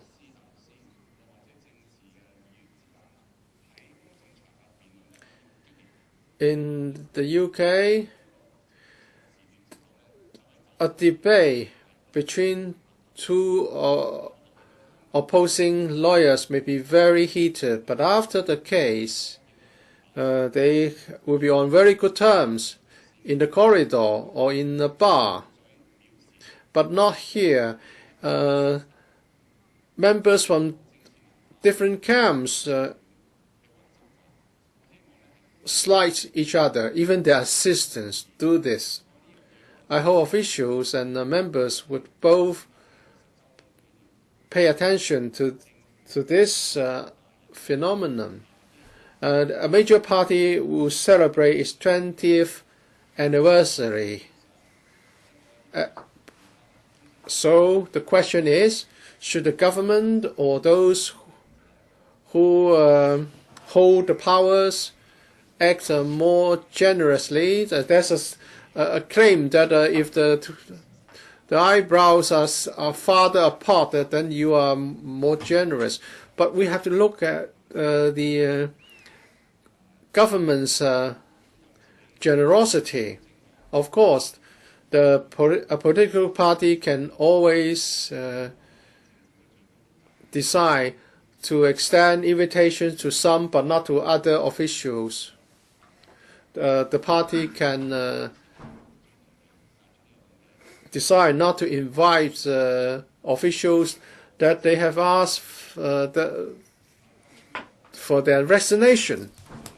I hope this is just in a transition. Hong Kong is rather young politically, and I hope that we can still move forward and continue to develop.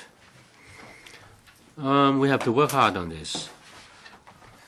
And my worry is that in this term of the Council, whether it is the executive or whether it is whether the political parties,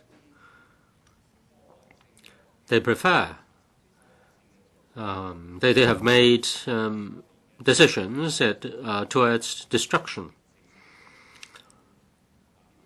and has destroyed conventions.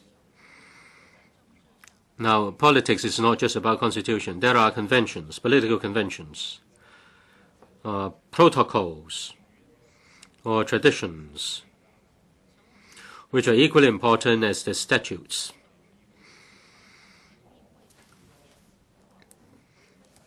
The conventions of old, or the conventions before reunification, are ignored or discarded, and if you just go to the extreme, if it is not prohibited in the rule of procedures so as to get the greatest benefit for yourself, disregarding the conventions which are results of compromise, that will be really regrettable. And that will also harm the harmony and also system. And that will only create more roadblocks. Now, since it is a session on governance, I have been a bit long-winded on this. If I may turn to political reform, Mr. President. With regard to the Stage 2 consultation, the response is rather lukewarm. The government officials are painting a gloomy picture. They say the chance of getting it through is almost zero. It's impossible to get it through the LegCo. If it is a means to expectation management, that's understandable. But if the officials are responsible for promoting political reform, then one should be positive. Despite the difficulties, you should fight hard to get it through instead of just laying the groundwork just to prevent future attacks, whether you want to manage expectations of the public or you want to close the back door of your political opponents so that they cannot check the responsibility in the future. These may be in the minds of the officials, but we need to be positive towards this political reform. As for the proposal of pocketing it first, whether it should be done, whether we should or we shouldn't, the CSOA said that that might not be a good way of presenting it, but this is rather a vivid presentation. Well, in fact, pocketing it is in fact human wisdom. If you don't pocket it first, there will be no progress. If we just aim for ideals and don't pocket it first, we may not have survived. Let me give you an example which may not be very appropriate. Now we change our mobile phones. I've switched to iPhone 6. Maybe in half a year's time or at most 12 months, there may be iPhone 7. If I want a true or genuine iPhone, the best iPhone, then I may have to wait for a very long time before I get the genuine iPhone, because iPhone has been is being renewed, and so does the political system. Now some say that the screening arrangement is unreasonable. It is just to screen out the pan-democrats or people with certain political stance. According to our experience and according to history, the formation of the election committee tends to be conservative, tends to favor the business sector, tends to incline towards capitalism. Because of Hong Kong's previous history, emphasis is put on the business and professional sector. Grassroots interests have been ignored. If we are to have an election committee or nomination committee, which is a screening body, then some candidates with certain political backgrounds may be disadvantaged. That is understandable. But if you look at examples in the past, say in our history and also in other parts of the world, well, people tend to compare the U.S. with the U.S. system because it is rather advanced in its political system. In the first 100 years of the United States, political party politics was not fully accepted. The Constitution of the United States never mentioned the word party. There was an evolution. In the early stage, political parties were not fully trusted. In the first 100 years or so, there were public primaries. The local leaders, the elders, did the pre-elections.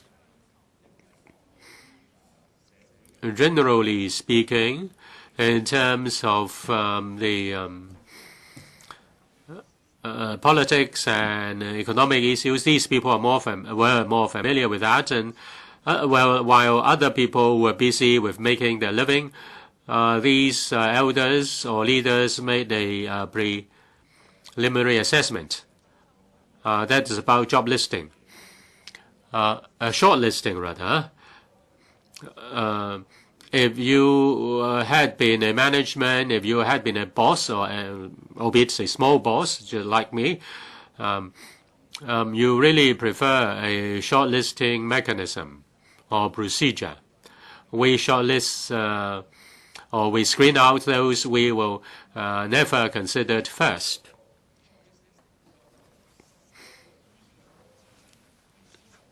Whether the shortlisting process is fair or in line with the wishes of the individuals is another matter. Theoretically speaking, the pre-listing, shortlisting, or screening should be politically neutral. It should be the rule of the game. People with different political backgrounds should fight to join into that screening mechanism to be one of the 1,200. According to previous experience, that can't be. The design has already blocked that out.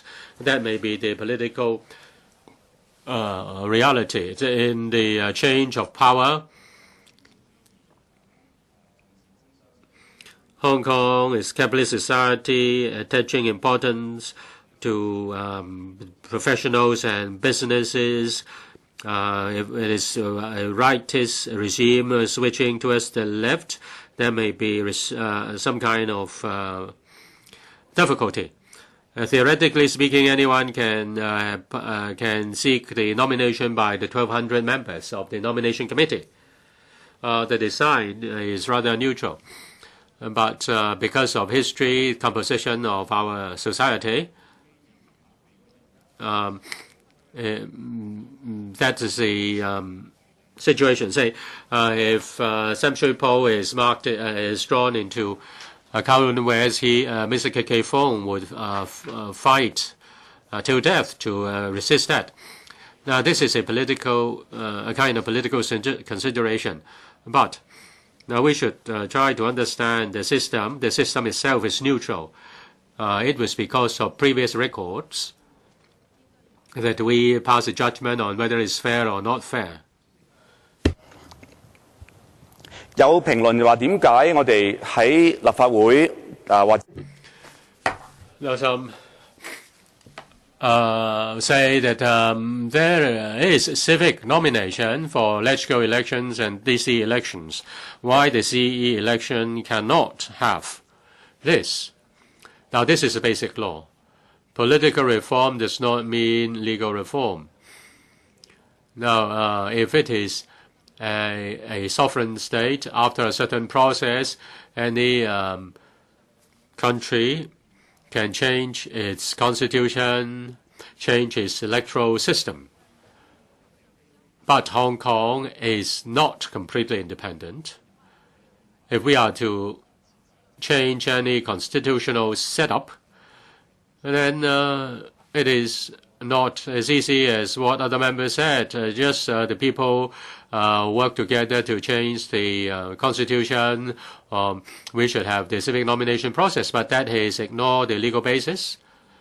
It has also ignored the political reality. People ask why the basic law can't be changed. The basic law is rather complicated. The amendment process is very complicated and difficult. If we are to renegotiate the basic law, reformulate the basic law, what will be the situation? Now, with the rise of the mainland, and will it be easier or more difficult to come up with a basic law that is acceptable to us? China is full of confidence. As for Hong Kong, it is going downhill in terms of politics and its economy. We're facing the challenges from many Chinese cities. They should think that they shouldn't be so different from Hong Kong. The CPG seems to have favored Hong Kong and not them. Any proposal to amend the basic law will have difficulties in terms of the legal basis. It will also be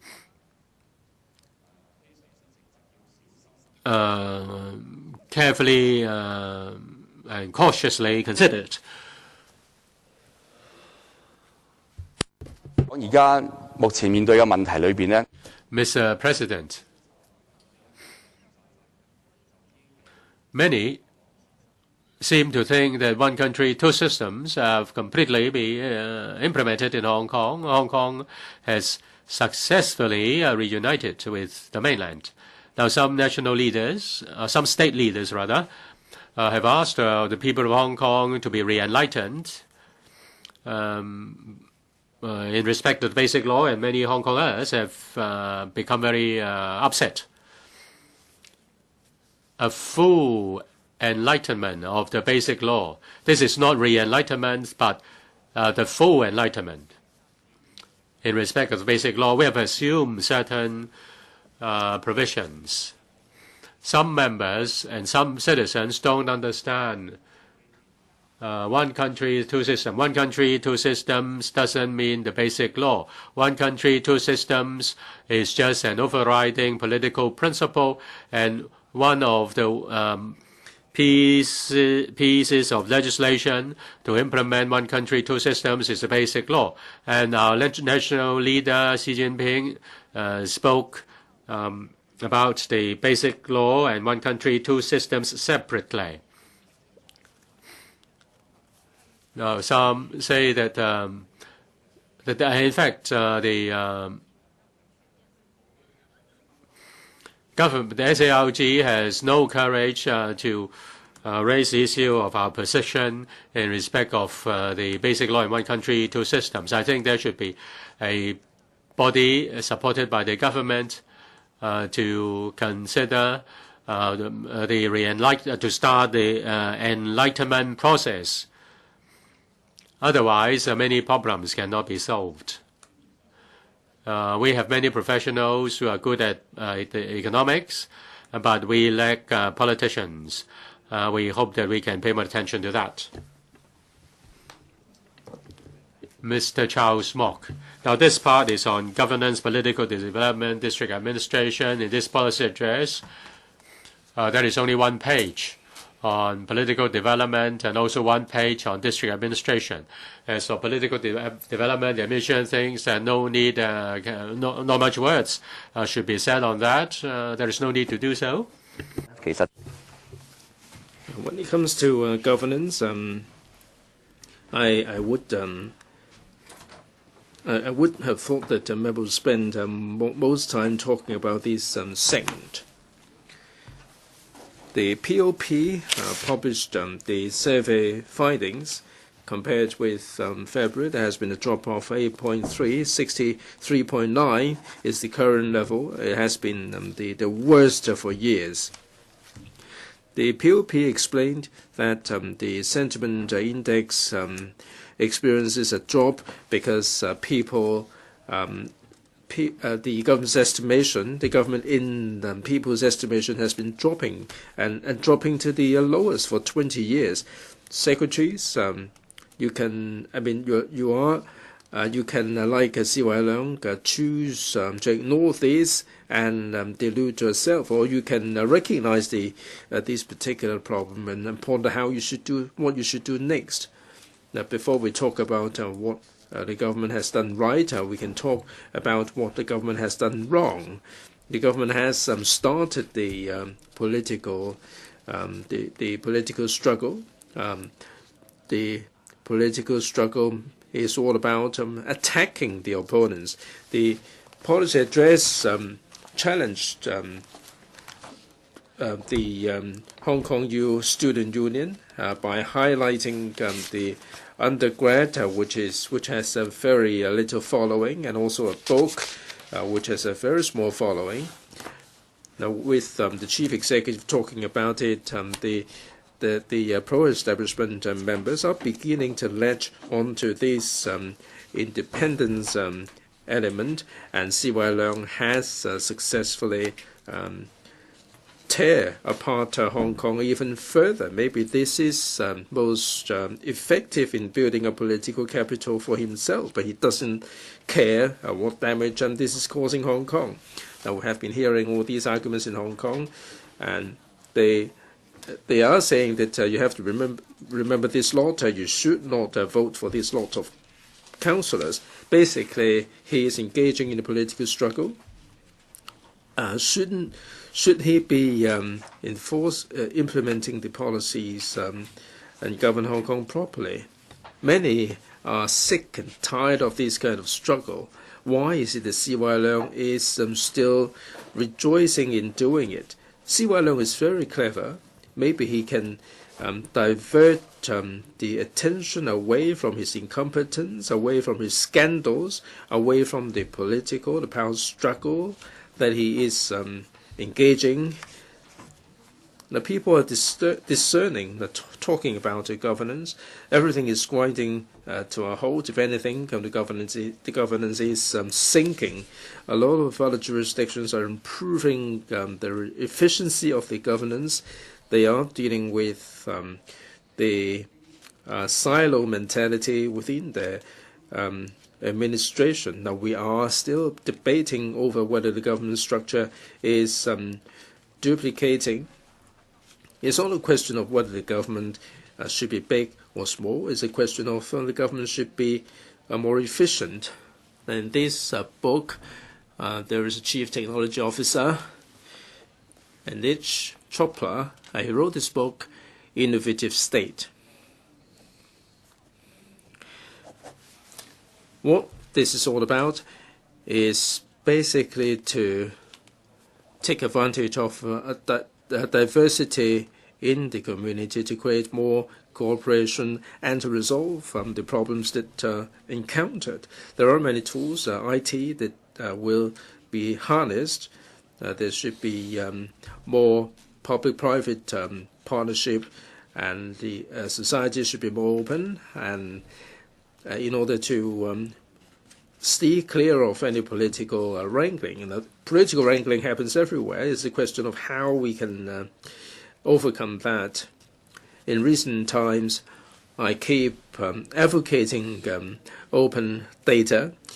If the government opens up the data for the civic society, then a lot of new technologies can be developed. This is happening in U.S. and in Asia. In 2013, McKinsey's study estimates that with open data, globally, we can create $3 trillion worth of benefits.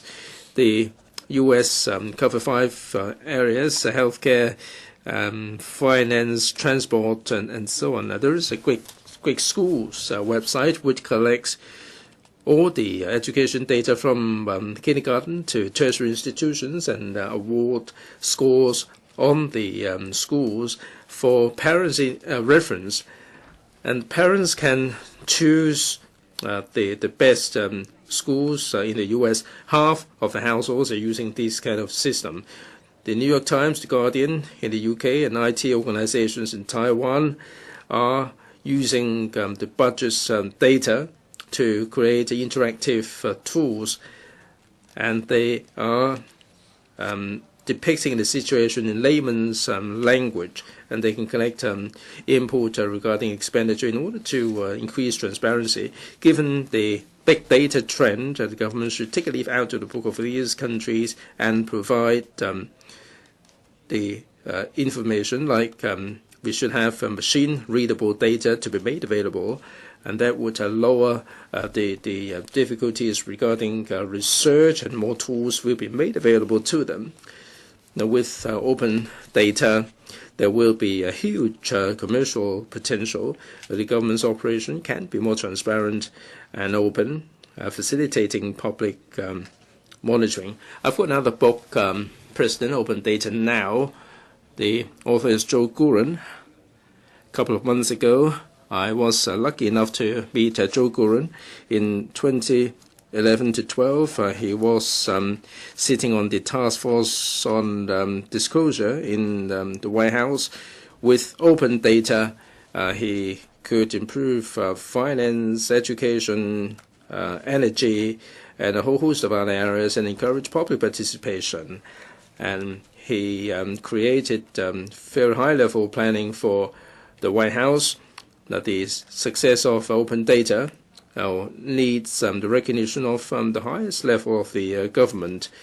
And with public participation and with public wisdom, we can come up with the performance benchmarks to make sure that the government can measure up to scratch, and we can encourage or attract more departments and private sector organizations to take part. He told me that if this is done well, other people will emulate.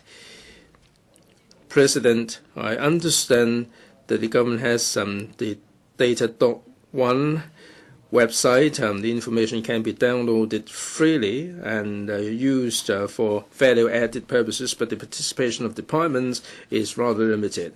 I've received requests from the members of the public about the data that they sought, but withheld by the department. Some can't be bothered. Some would let you fill out a form in response, but they don't understand that this is not open data. Open data is about making available all the data for use by the public. Now, we have the Open Information Code, which has been around for 20 years. In the UK, this code has been codified into law, which governs the responsibility on the part of the officials. Hong Kong is not following the UK after reunification.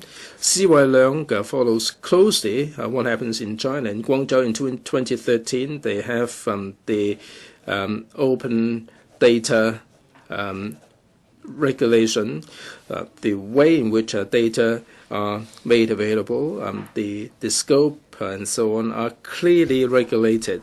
With this implementation, I mean, things are still have to be improved in certain areas, but many are following suit. In 2007, the State Council has promulgated the Act for implementation all over the country. Why is it that we're not following suit? In 2012, before the CE election, Chi-wai Leung signed the charter promoted by the Journalists Association to promote Freedom of Information Act, but nothing much has been happening. In this policy address, it is completely silent on the freedom of information. The success of a democratic system lies in people's right to know. In this area of work, we are falling behind 90 countries the world over. When he was running for office, the chief executive made the undertaking which has not been delivered. How can he inspire confidence in the people of Hong Kong that the chief executive is going to promote democracy?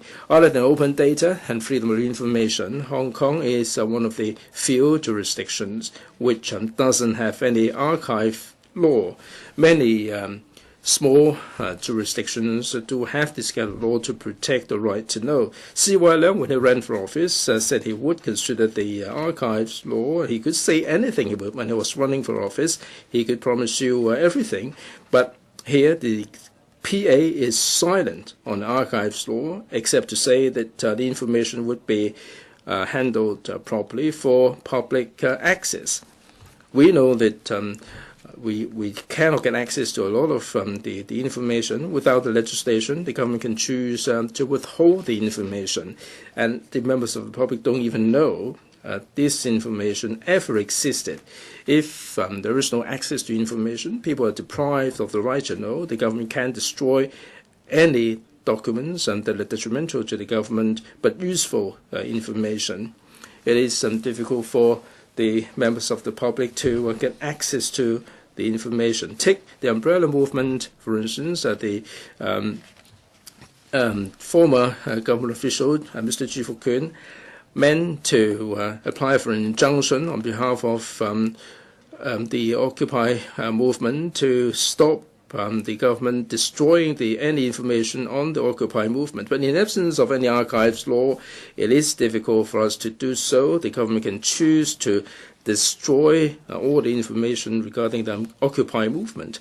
I understand from recent experience that it is so difficult to get access to government information. In October, I wrote to DOJ to seek Cap 161 information, like the cases involving dishonest use of computer and all the case serial number. I couldn't get information by putting in question. I put a question to the DOJ. They have not been forthcoming. They said that they don't have enough manpower.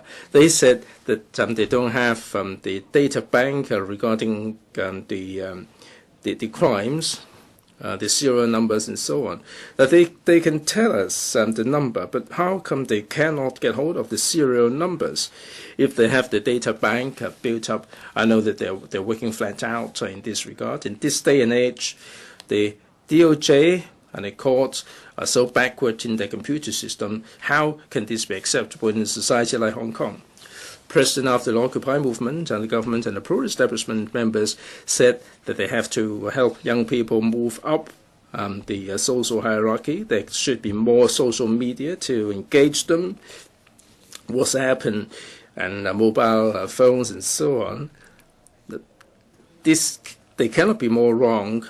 The major problem is that the powers that be are using the system to propagate the messages, not to listen to what other people have to say.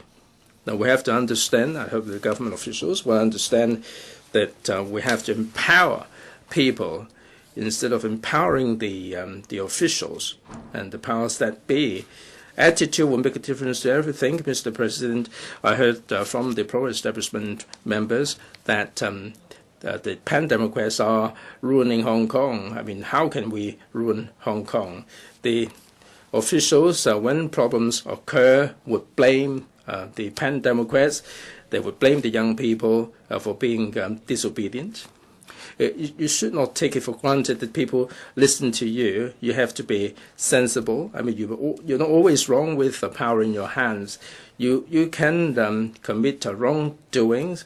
You can do wrong. I don't think you should act like the pro-establishment members and hide behind the party. If you're blindly supporting the government, then we end up with the government which is the worst for 20 years. Mr. Andrew Leung, in the past few weeks, the press asked to interview me about constitutional reform. They all asked, what ways do I have to get this proposal endorsed and how confident I am. To be honest, I'm not very confident because the relationship between the pan-democrats and the Hong Kong SARG and also the central authorities, there is no trust at all.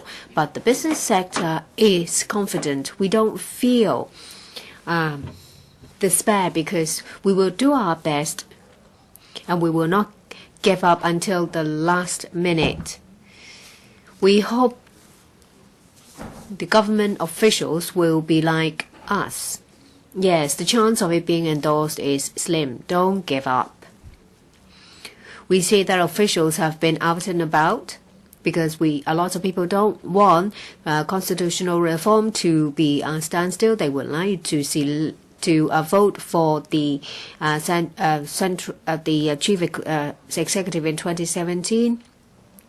Well, before the August MPCSC decision, of course, you can say anything you want, but once the decision was announced, it will have to be on the basis of the framework of the August MPCSC decision. A proposal that is in the interest of Hong Kong under the framework is the only acceptable one. If we are to take a step forward towards universal suffrage, then the administration should introduce the legislative amendment in May or June. There is no time to lose. We should have a focused decision to improve the CE election in the next term within the framework of BL and the MPCSC decision. However, pan-democrats refuse to cooperate and they want to retrigger the 5-step process and they want to have the MPCSC decision withdrawn. It shows that they have neglected the fact that we have one country, two systems, and they are willing to sacrifice the interest of 7 million people in Hong Kong. If the proposal is not endorsed, then the existing election arrangement will be adopted. There won't be any universal suffrage for 2020. Let's go, and we will remain on at the same point. In relation to central authority agreeing to demolishing or abolishing the FC for 2020, let's go to get this proposal endorsed. I think this is not practical because there is not enough time. And this term of government only has about 2 years to go. So how can they make an undertaking for what is to be done by the next government? Every country or every place will take its pace to implement the electoral system. You cannot just adopt blindly the example of one place onto another. It's an evolution. It's a process of evolution. There is no overnight solution. That's why we have to sit down to work, to talk about a proposal that is good for Hong Kong. The PPL has consulted our members. We think that 100 people nominating you, then you will be able to enter the race. And the candidates to be should be allowed to explain their ideals to Hong Kong people. We would like that because we believe that the earlier Hong Kong people know about the candidates to be, then it will be better for the public to get a better understanding of what the manifesto is. There will be large-scale opinion polls. Then nominating committee will know which candidates to be the public prefer, and then they will pick 2 to 3 candidates to be to stand in the CE election. And this is a way to improve the mandate of the candidates, so that governance will be easier. As I said last Friday, if this proposal is not endorsed, then in the coming few years there will be more heated debate. Fabric of society will be torn further, and people with different political ideas will go to the extreme of the political spectrum. They will be more radical. And then all issues of economy, livelihood will be set aside. Now, this is something we don't want to see. I ask lawmakers to respond to public aspiration. Public opinion poll shows that the public would like the proposal to be endorsed. I so submit. Mr. Lam Tai-fai, after lunch, I heard Mr. Michael Tian speak. He may not be a member of the CPPCC, but however, he was still playing the role. And I see that he has displayed his love for Hong Kong and his love for the country.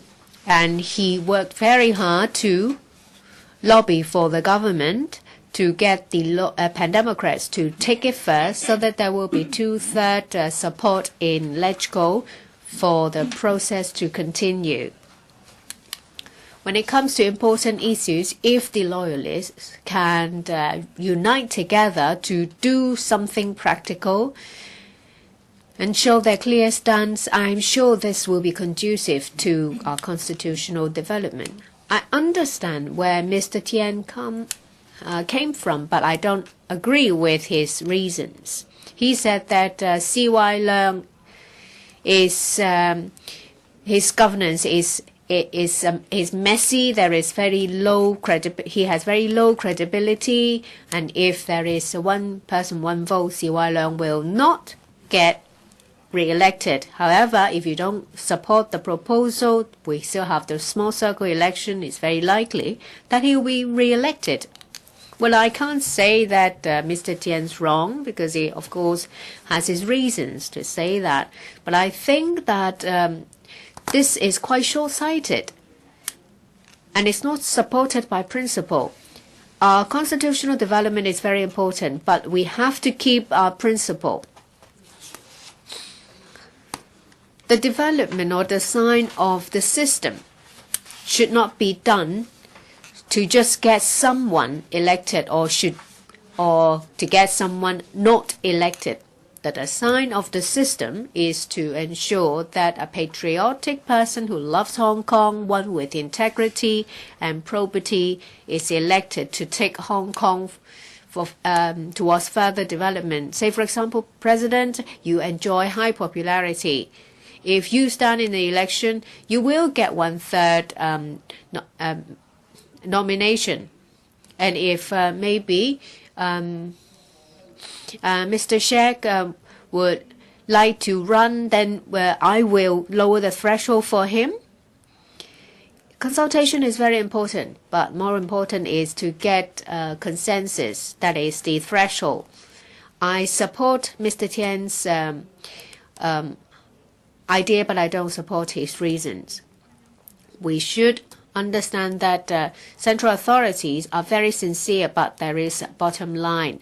The August MPCSC decision cannot be moved. I don't believe that central authority will, in order to show their sincerity, move this bottom line. I believe that central authorities are not afraid of challenges and they are unshakable.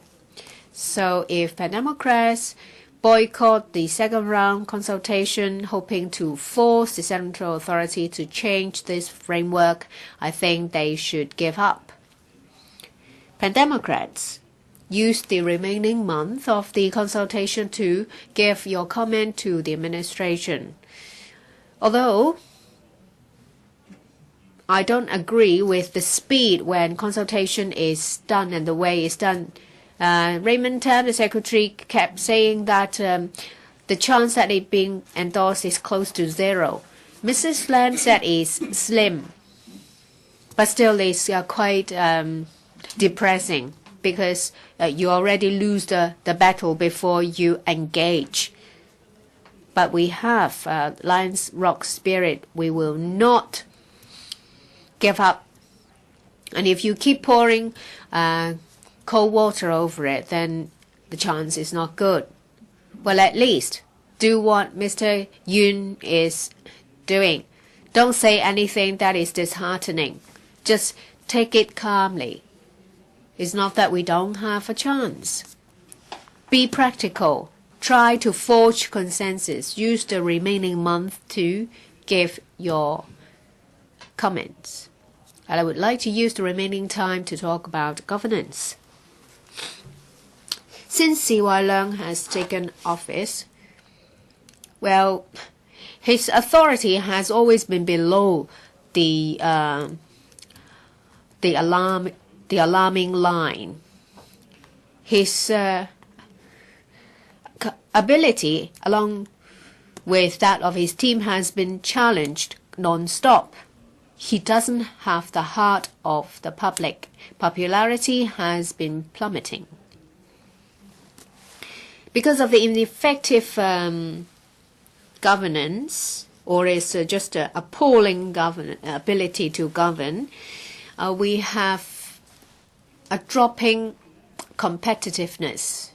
And if this is not improved, I'm afraid that there will be a day when Hong Kong will enter a state of that is completely ungovernable. Well, Hong Kong is small, only 1,100 square kilometers, but we have at a prime location. We are accessible. We have a pleasant climate. We don't have wars. We don't have turmoil. We have about 80 or 70 trillion reserve. We also have a foreign reserve in our foreign exchange. We also have the support of our country. We enjoy a superior position. When it comes to CEPA, economic policy, we benefit. So we have the money, we have the power, we have the support, we have everything.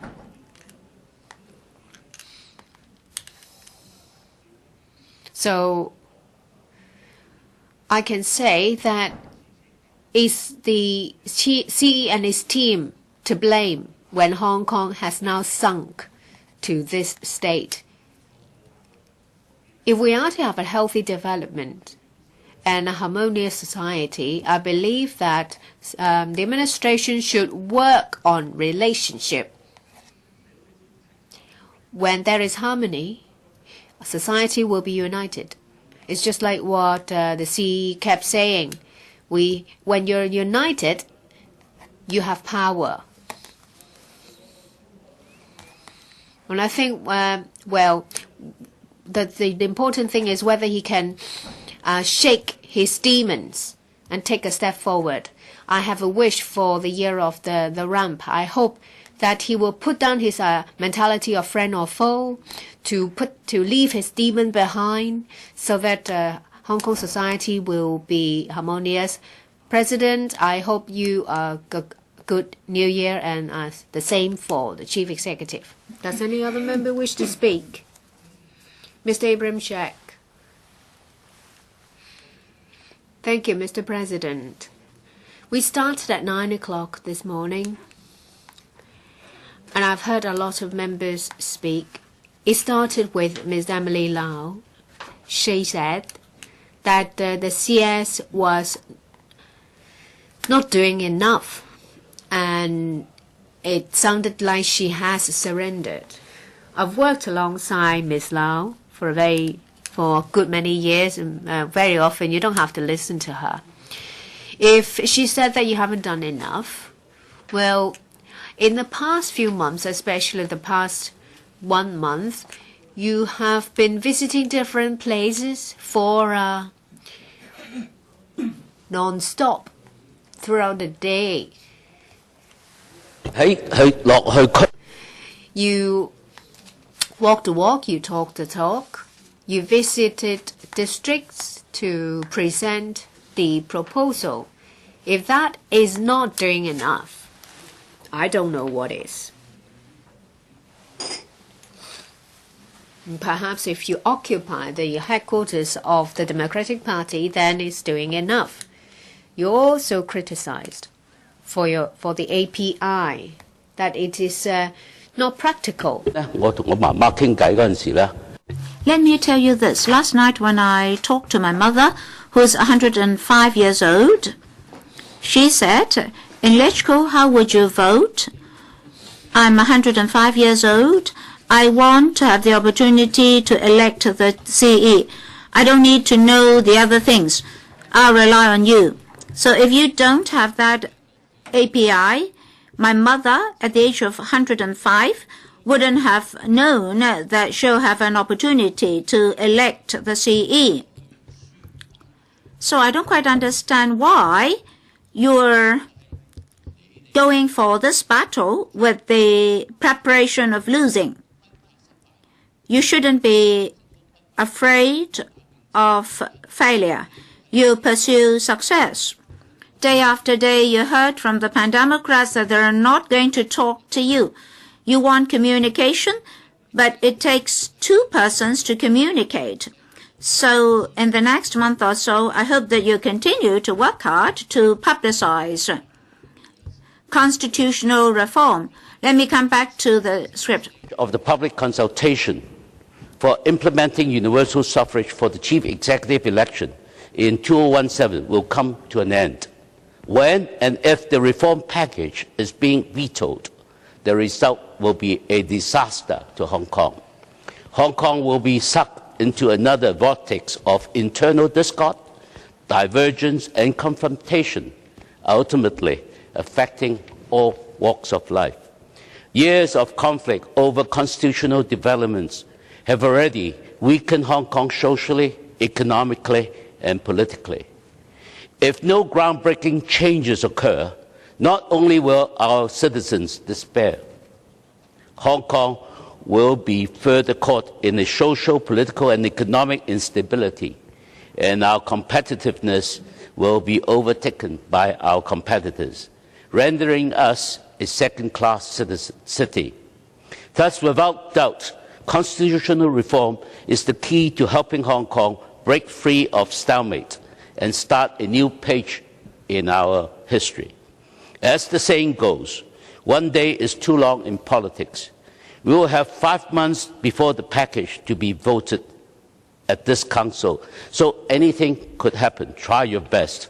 Yet we have seen no sign of that ray of hope. I strongly believe that the SAR government should brace itself for the worst and motivate its officials to adopt a positive attitude to go ahead with the reform package. Otherwise, Hong Kong will definitely be brought to a standstill, as I said earlier, both politically and economically. It is apparent that the decision of 831 is unlikely to be changed and cannot be changed under the 207 MPC decision. No change will take place before the implementation of universal suffrage in the chief executive election, not in 2017, neither in 2022 nor 2027. Should the upcoming package be negated for the sake of sovereignty and state unity, it is definitely reasonable and understandable that the MPCSC has devised the best in the context of 831 for universal suffrage for Hong Kong. But by giving up this chance, universal suffrage will be further from our reach.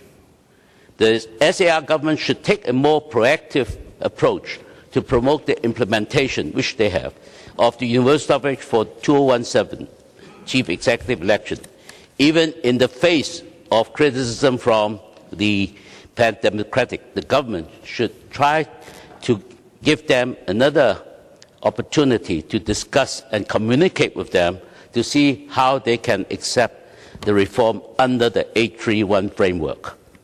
Following the illegal Occupy Central, the society is sadly divided. It is paramount that our government must review its policies and strategy to attain solidarity. Mr. President, political toughness doesn't necessarily mean strong, and concessions doesn't necessarily equate to weakness. In light of our tense and sensitive social atmosphere, the chief executive and his principal officers to try to settle confrontations and promote cooperation. Using confrontation tactics in an already divided society will only drag local governance into an even more difficult and ineffective situation.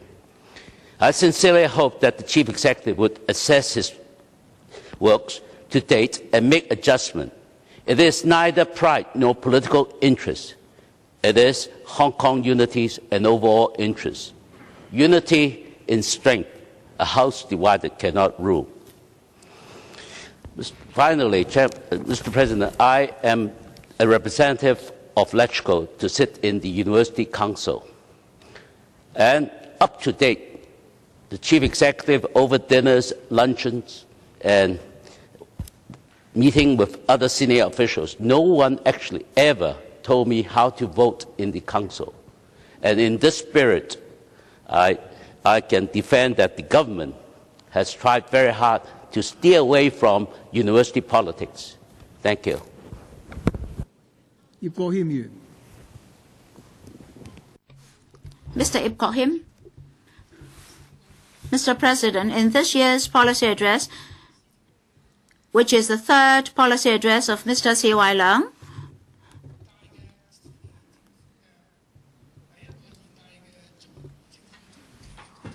this is actually an interim work report of this term of the SARG. We're of the view that this policy address is most frank, and it can display in front of us the political dilemma facing the SARG. This political dilemma is that Hong Kong people do not genuinely understand one country, two systems and a high degree of autonomy, as well as the relationship between the CPG and Hong Kong and our knowledge of our country's history is very piecemeal in nature. Hong Kong has been returned to our country, but not people's heart. And all along, the SARG has been facing this political dilemma. There are various causes to this dilemma. One major cause is that the opposition is very much in opposition to good relationship between SARG and CPG. After Mr. Chi-wai Leung became the CE, he visited the liaison office, and now the NPC is to start discussion on the 13th National 5-Year Plan.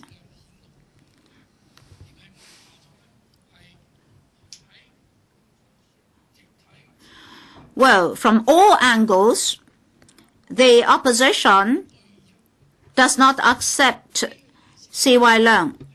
So these emotions are person-based rather than fact-based. And before and after the NPCSC decision, the Pan-Democrats had been smearing the CPG and demonizing the CPG.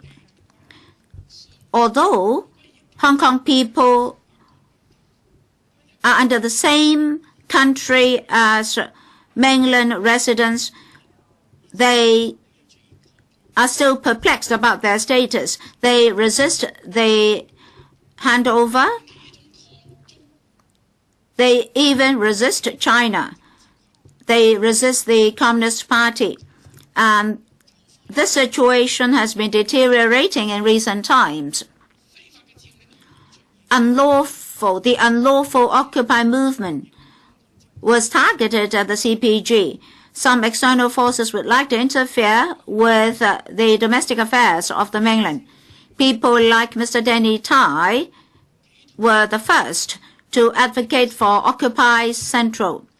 They would like to hijack the economy and personal safety of Hong Kong people such that will accept their so-called international standard of universal suffrage. But in fact, this is a struggle related to governance. We must not turn a blind eye to the fact that who's governing Hong Kong. And with unlimited resources supporting the Occupy movement, the Pan-Democrats even asked for a withdrawal of the NPCSC decision, and some members of the opposition advocated for Hong Kong's independence. Hong Kong will be pushed to that cul-de-sac. In this year's policy address, the CE reminds everybody in Hong Kong that these advocates for Hong Kong's independence did have their specific targets. Just now, I carefully listened to the remarks of the members of the opposition camp. Mr. Yuk-man said something about exploration of freedom, and that freedom should be unlimited. I cannot help but ask him, can we resort to unlawful means to explore such freedoms? What if it is a preparation to overturn the CPG? Should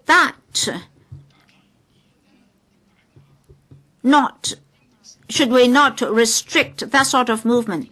And Dr. Kwok-him said that the CE had been deceiving the CPG and driving away mainland enterprises and suppressing the people. Concerning constitutional reform, we can see that all electronic media, given the advance of science and technology, cannot casually and randomly say what they want. We cannot confuse the right with the wrong. I believe Hong Kong people know how to differentiate black and white and false and true. Well, he used the term humble. Well, they're asking for genuine universal suffrage. And they said this is a humble request. Is this request a humble request? Is it humble? I don't think any of us can accept this adjective of humble. The NPCSA is the highest decision-making body in our country. It is impossible to change that decision. So if we continue to deceive Hong Kong people, are we being responsible? I hope that the opposition and the Pan-Democrats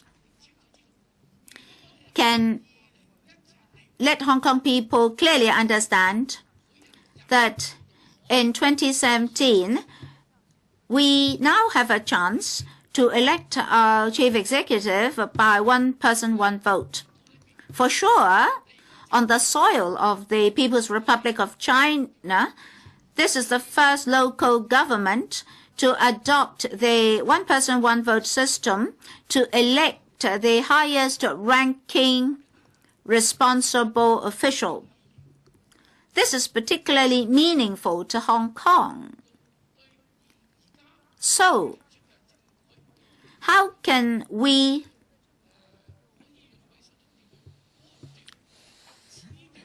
use our votes to take away the voting rights of our people?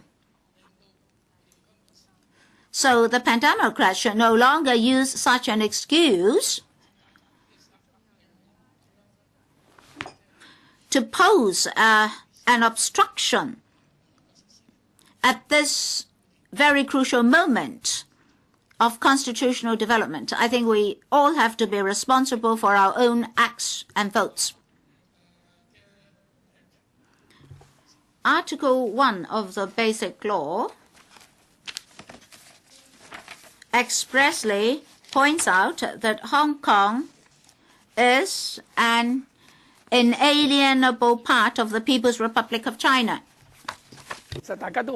Even without this description in the Basic Law, geographically, we should understand that be it the lives of our people or the traditions and values of our people, we have all along been part of China, and we should not allow unfounded academic discussion to distort facts.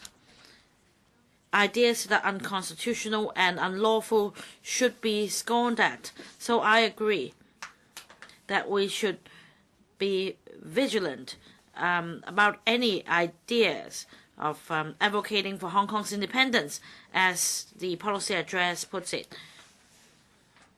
Of course, some say that this is oppressing free speech. But as you can see, has the publication of undergrad now stopped?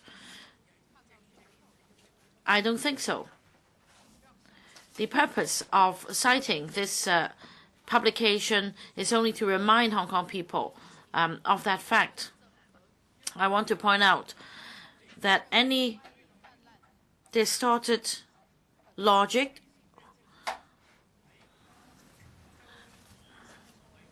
could become dangerous. Last Sunday, there was a liberating Yuen-han campaign, and protesters accused parallel traders of disturbing the lives of local residents, and they used foul language on shop operators and assistants, and they just charged into shops. In fact, they were the ones who disturbed the neighborhood. They were the ones who were causing a nuisance, and their violent behavior should be reprimanded. The using the issue of parallel trading, those protesters seek to incite conflicts between Hong Kong people and mainland tourists, and this is really unscrupulous. Of course, there are mainland tourists on the IVS coming to Hong Kong to do their shopping, causing some sort of inconvenience for our local residents. But I think most of Hong Kong people are pragmatic and rational, and they understand the difference between parallel traders and mainland tourists. Parallel traders may be breaching the law, and they should be punished severely. Mainland tourists, however, are patrons, and they give economic contribution to Hong Kong. Even if there are grievances, we should not just shut the gate and shut tourists out of Hong Kong. We should also acknowledge our identities as part of mainland and as Chinese. As for parallel traders causing a nuisance, I think the government should improve facilities and implement measures to exercise proper control in terms of traffic and crowds, and obstructing street pavements should also be prosecuted to ensure smooth passageway for pedestrians. The Transport Department should ensure that there are sufficient buses for passengers, and there should also be control over what is to be carried onto the buses, and passengers carrying large suitcases or goods should be banned. And a shopping mall near the border should be built as soon as possible so that tourists can be diverted to do their shopping there, to ease the situation, and we can also, by doing so, allow sustainable development of our tourism industry. The DAB earlier on already proposed such a shopping mall in Lok Ma Chau. I believe we should all support the idea and work together so that we have this shopping mall as soon as possible to alleviate the situation. In fact, the mainland government has been doing a better job than ours. I recall that 20 years ago, after the China's opening up policy, many Hong Kong people went back to mainland for shopping. So in Lo Wu, there was the Lo Wu Commercial Center, and Hong Kong people could patronize the shopping mall. They could have entertainment, do their shopping, and there were also restaurants there. And this would not disrupt the normal daily lives of local residents either. So I hope that work can be expedited for such a shopping mall to be built near the border. With economic growth in the mainland, with people's livelihood getting better and better, they'd like to find they'd like to come to our free city to meet their shopping needs, and it is hoped that the government could do something about that. I want to point out that in face of difficulties, we should adopt a responsible attitude, and we should be rational and pragmatic in finding solutions so that we can have a win-win situation. I appeal to those who have been advocating for Hong Kong's independence or nativism to stop using abusive language or exercising violence, and stop pushing us towards the hazard of independence. I also have some comments to make. Since last year's policy address, this chief executive put forward the idea of addressing local issues locally and grasping opportunities locally. And on expanding district administration, a pilot scheme was introduced in Yuen Long and Sham Shui Po, and the district management committee chaired by the district officer would be allocated resources to deal with hygiene and other livelihood issues, and district councils could advise on the work priorities. Now, this pilot scheme would come to an end in August, and there will be a review. And based on the outcome, the government will actively consider how to extend the pilot scheme to the remaining 16 districts in Hong Kong. I agree strongly with this, and I hope that this scheme could be successful. I also hope that there be more involvement of the district councillors who are most familiar with their constituencies, so that they have a role to play and they can reflect the views of the local residents to the government. I hope that the government could step up its effort in this regard. And I'd like to declare interest as well, because I have been a district councillor for over 20 years on improving support for district council members. Well, as always, being late is better than nothing. And we have been striving for that. As far as support for district councillors is concerned, I think the previous governments have not done enough.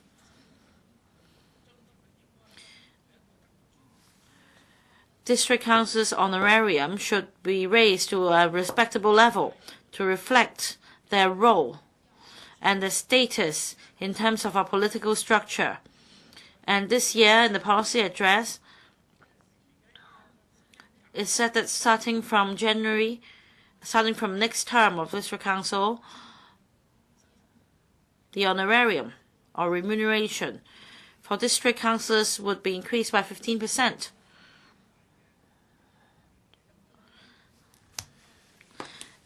And the allocation for duty visits per member during his term would also be increased to up to $10,000. However, the Home Affairs Bureau should also note that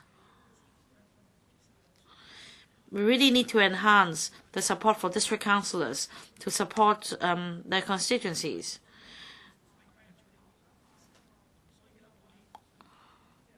Without resources, nothing is possible. So there should be reviews on other shortcomings, for example, on subsidizing the ward office of district councillors in constituencies without PRH estates. More should be given. For example, for ward offices with rental over $6,000, over $4,000 subsidy should be given to these members on reimbursement basis, so that they could really find a place to run their ward office. And I hope the government could consider this, so that district councillors won't need to use their own money to support the assistants and to pay the rent. If you want quality service, the government should give reasonable support to district councillors. Now, on today's debate, our party supports Mr. Andrew Leung's motion, and we oppose any inaccurate, incomplete amendments. Mr. Chen Lam.